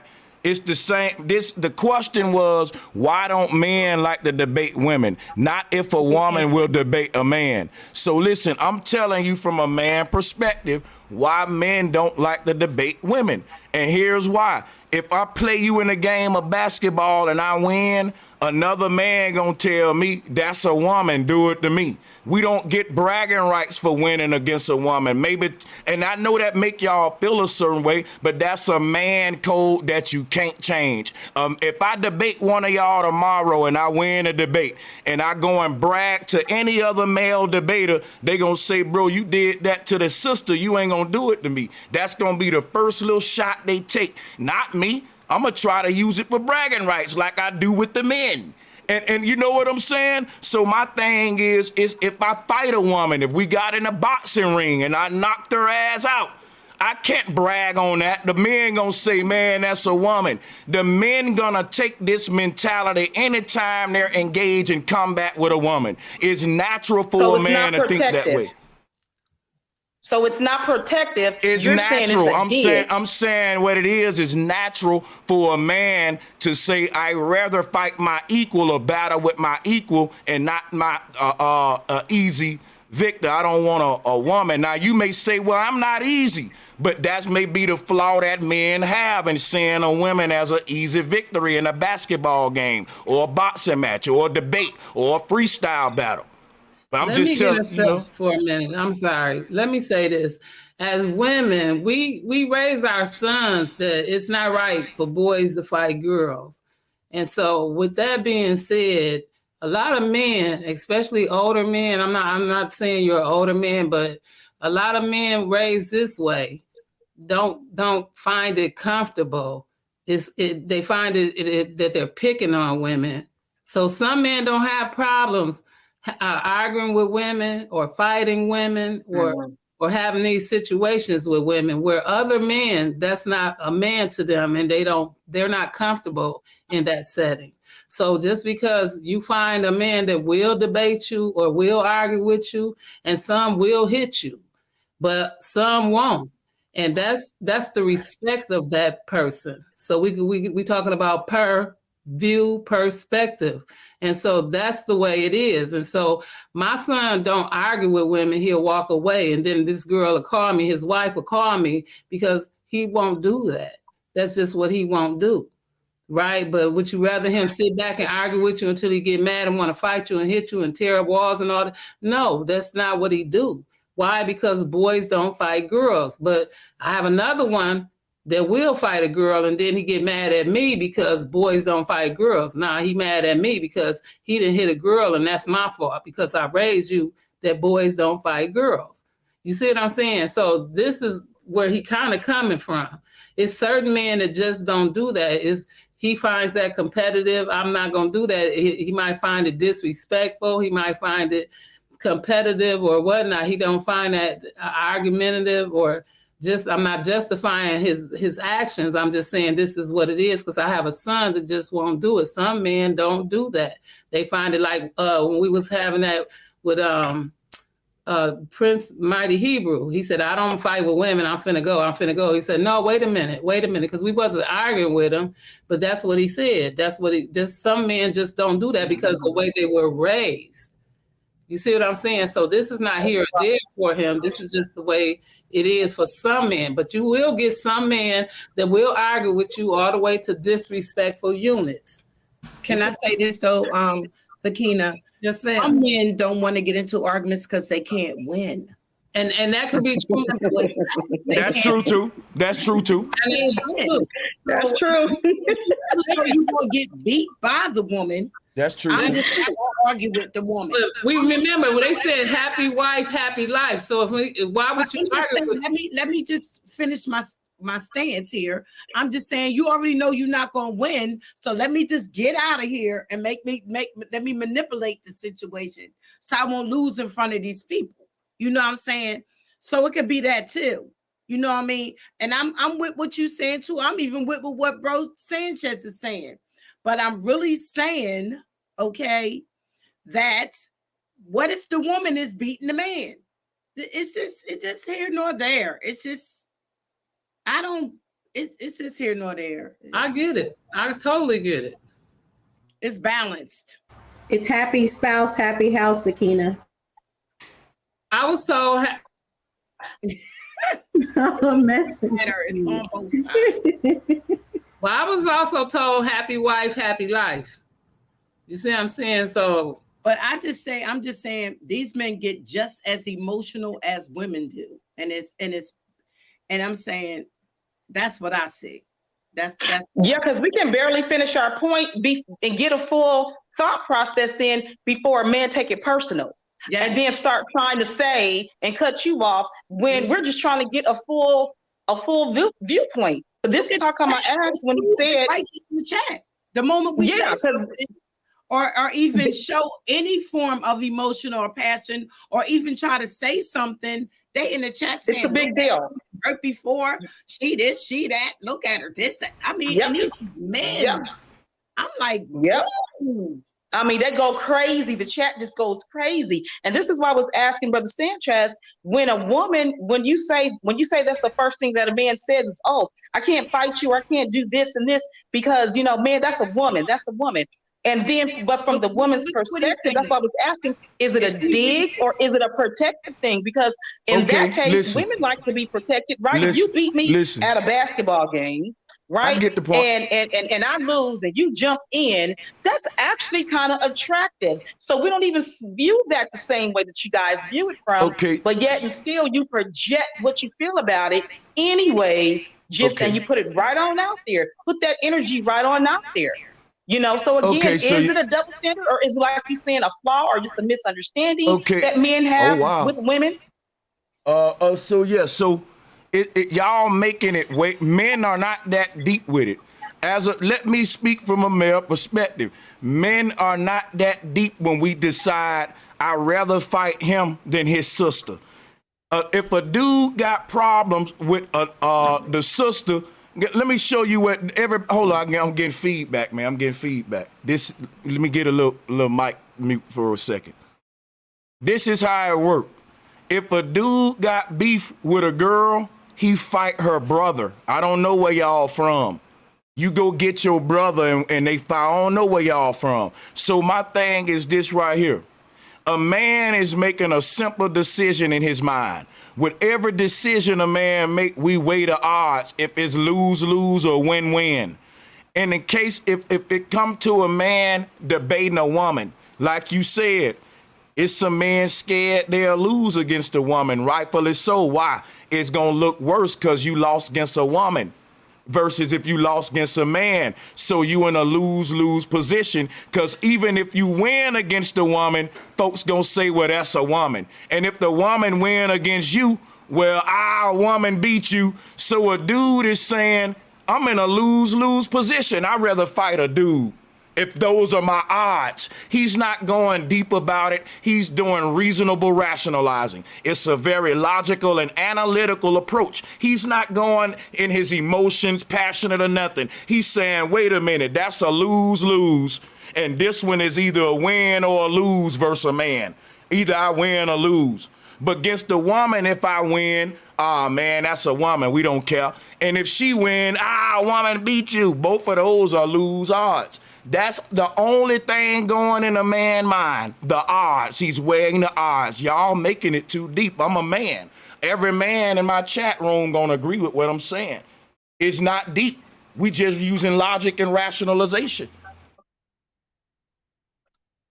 It's not deep. Okay. He said it, y'all. It's not that deep. In what I just broke down, simple though. Men are simple. In what I just broke down, simple. Lose-lose versus win-lose. I'm going with the win-lose. Give me the man to fight. Okay.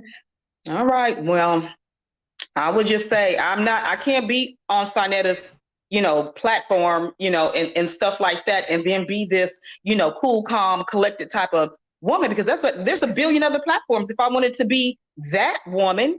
Right. So, that energy is kind of just like it's here, and this platform is here for women for a reason. And it has women here also who are in that same energy. Call it masculine, call it whatever it is that you want. Right. But it's like, I'm not going to switch up that energy just because any man sit and says, well, hey, don't be that combative. Don't be this, don't be that. No, ain't that saying energy is the same energy I would carry even off this platform. It's the whole reason that attracts you to this platform if you are the type of person that carries that energy. This platform doesn't have all the people in the world because all people in the world are not like this. So when y'all saying sometimes about this, I don't understand what you're saying when we know what type of platform we just entered into. And you guys know it too. I don't get that. Okay, so for example, this show, nobody told me I was coming to debate nobody tonight. And I'm going to just speak. Hold on. Let me just speak to what you're saying, right? Here's how I go. What I look for in the HOK to debate amongst men is not what I look for to build with as a wife and my family. I think y'all got that wrong. A man not looking for a challenge in a bedroom and an argument in the kitchen. He looking for that on the HOK with Sarnetta. So I think that y'all misconstruing this thing, right? When we come in these debate spaces, the reason why we don't want to debate women, I just gave it to you because it's lose-lose odds. And it's not the deal that what we don't want you to be emotional aggression, to be strong as a woman. I broke it down for you. It's very simple. The odds is in our favor if we debating against another man. Now, what we looking for in a woman is not what I'm looking for in my opponent in a ring in a debate situation. Thank you, because this should not be the type of platform where you're looking for a wife. Let's say that. You got bravo. I'm thinking you was on something now with that one. Wait, hold on 1 second. I'm confused now. Sister Freedom, do you see someone in the back? I'm very confused. No. I know, because you said it twice. The first thing you said was, I'm not looking for a partner that's a boxer in the ring. And then you just said it again. I didn't come on your HOK to look for a woman to thank you. Neither did we. It's just, you're saying exactly what needs to be said. No, what I was saying. We're not looking for that. We're just coming on the platform trying to that ain't what I said. That ain't what I said, you guys though. are looking seeing women as wives constantly. You're seeing them as wives constantly, girlfriends constantly, instead of just people. Okay. And that's just where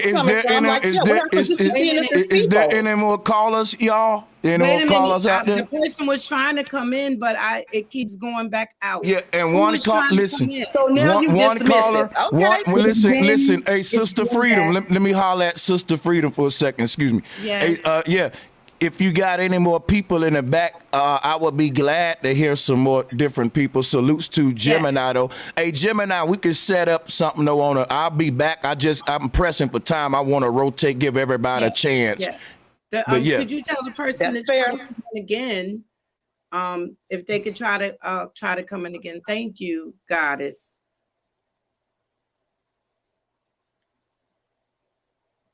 We'll talk later. Thank you. Once that thing get, I just want to make sure everybody can get it in, man. I get. Yes. I explain why men don't debate women. I don't know what else to say, so I just want to see is there any more callers. No, wait a minute. I'm trying to get the person in, but they keep going back out every time they try to. Who is it trying to come in? It's Bendat. BYND. That. Okay. Bendat. You want to try to come in again? Dulcinea, you said we could never have a real manosphere person come in? Yeah, that's what I said. A real manosphere, he's definitely getting chopped into pieces. Absolutely. He said he would need Isis. Afterwards, he would need the goddess Isis. I mean, he'd be able to leave after this. But I'm just saying. Because I respect the I'm in the cut waiting for those manospheres. Yeah, but Sanchez, I want to say I respect the fact that you don't and that you take up for the sisters. But the person couldn't come in. So so it's Yeah, go ahead. Sanchez. No, so I wanted to say I do understand what you were saying. Everybody don't have to agree. You know what I'm saying? People have different thoughts. I don't think the woman and man will ever completely, because of the way the world is today and how men think and how women think, I don't think we'll ever agree completely on anything. On some things, but not all things. Okay, so on some things we can agree to disagree. We'll find our balance somewhere in there. I think we for the most part we all resonating with the knowledge that we need to agree on. The most important stuff for the most part. That's all that matter. The rest of the stuff is just good for debate. I don't take none of this stuff personal at all. Right. Because at the end of the day, you know what I'm saying? We take what parts that we can take that we're going to learn from. And then the other parts, we just throw it away, trash it away. If a manosphere person did come on and he got what he got, well, he been given what he's been given. You know what I'm saying? It's been okay for him to give whatever he was given. So when he gets whatever he was getting, then I don't feel sorry for him. I'm not inviting him. I just know that. I will. I know. Of course, I know because you Brother Sanchez, where's the stream going to be? The next stream, is it going to be on Sit Down with Brother Sanchez or? Yeah, I don't pacify people. Yeah, we're gonna be talking about get ratings. A lot of breaking news and just different topics like that. So yeah, for sure, Sit Down with Sanchez. And so I see y'all over there. Hey, I want to thank y'all for having me. Y'all always welcome on any one of my platforms. I'm looking forward to doing it again with y'all. For real, it was fun. Yes, you have to come back. Much love. And then you have to come on your platform sometime. Oh yeah, most definitely. I can invite y'all on anytime. So I'm gonna get on up out of here, guys. See y'all over on my side. Thank y'all. Oh, my bad. Salutes. Let me salute y'all out in the hands. Much love to all of y'all. I'm Bo Sanchez for coming on. I this is not the first time I've been on with you, but I enjoy your work. I do. I appreciate it. I really do. Hey, it was good sparring with you, Duchess of Wisdom. That was a nice spar, and I'll see y'all on the next one. Salute. Yeah. Salutes to everybody in the chat room. That's how you go on and do this thing with decorum. All right. And that's just how you handle yourself in these debate situations. You feeling me? You saw what the topics was, how I handled the narrative. And hey, salutes to all the brothers out there, man. If y'all liked the stream, hit the like, share button, hit the Cash App pin to the top. I ain't gonna lie, that was kind of a whole feminism vibe going on there with some of the sisters there. But it show you like you can have toxic femininity, toxic masculinity. Y'all be the judges. Do you think what we saw tonight was a little bit of toxic femininity? Right? Y'all can put that in the chat room. I ain't gonna put the answer. I'm gonna let y'all put it. But and we all put that, we gonna get up out of here. Salutes to everybody.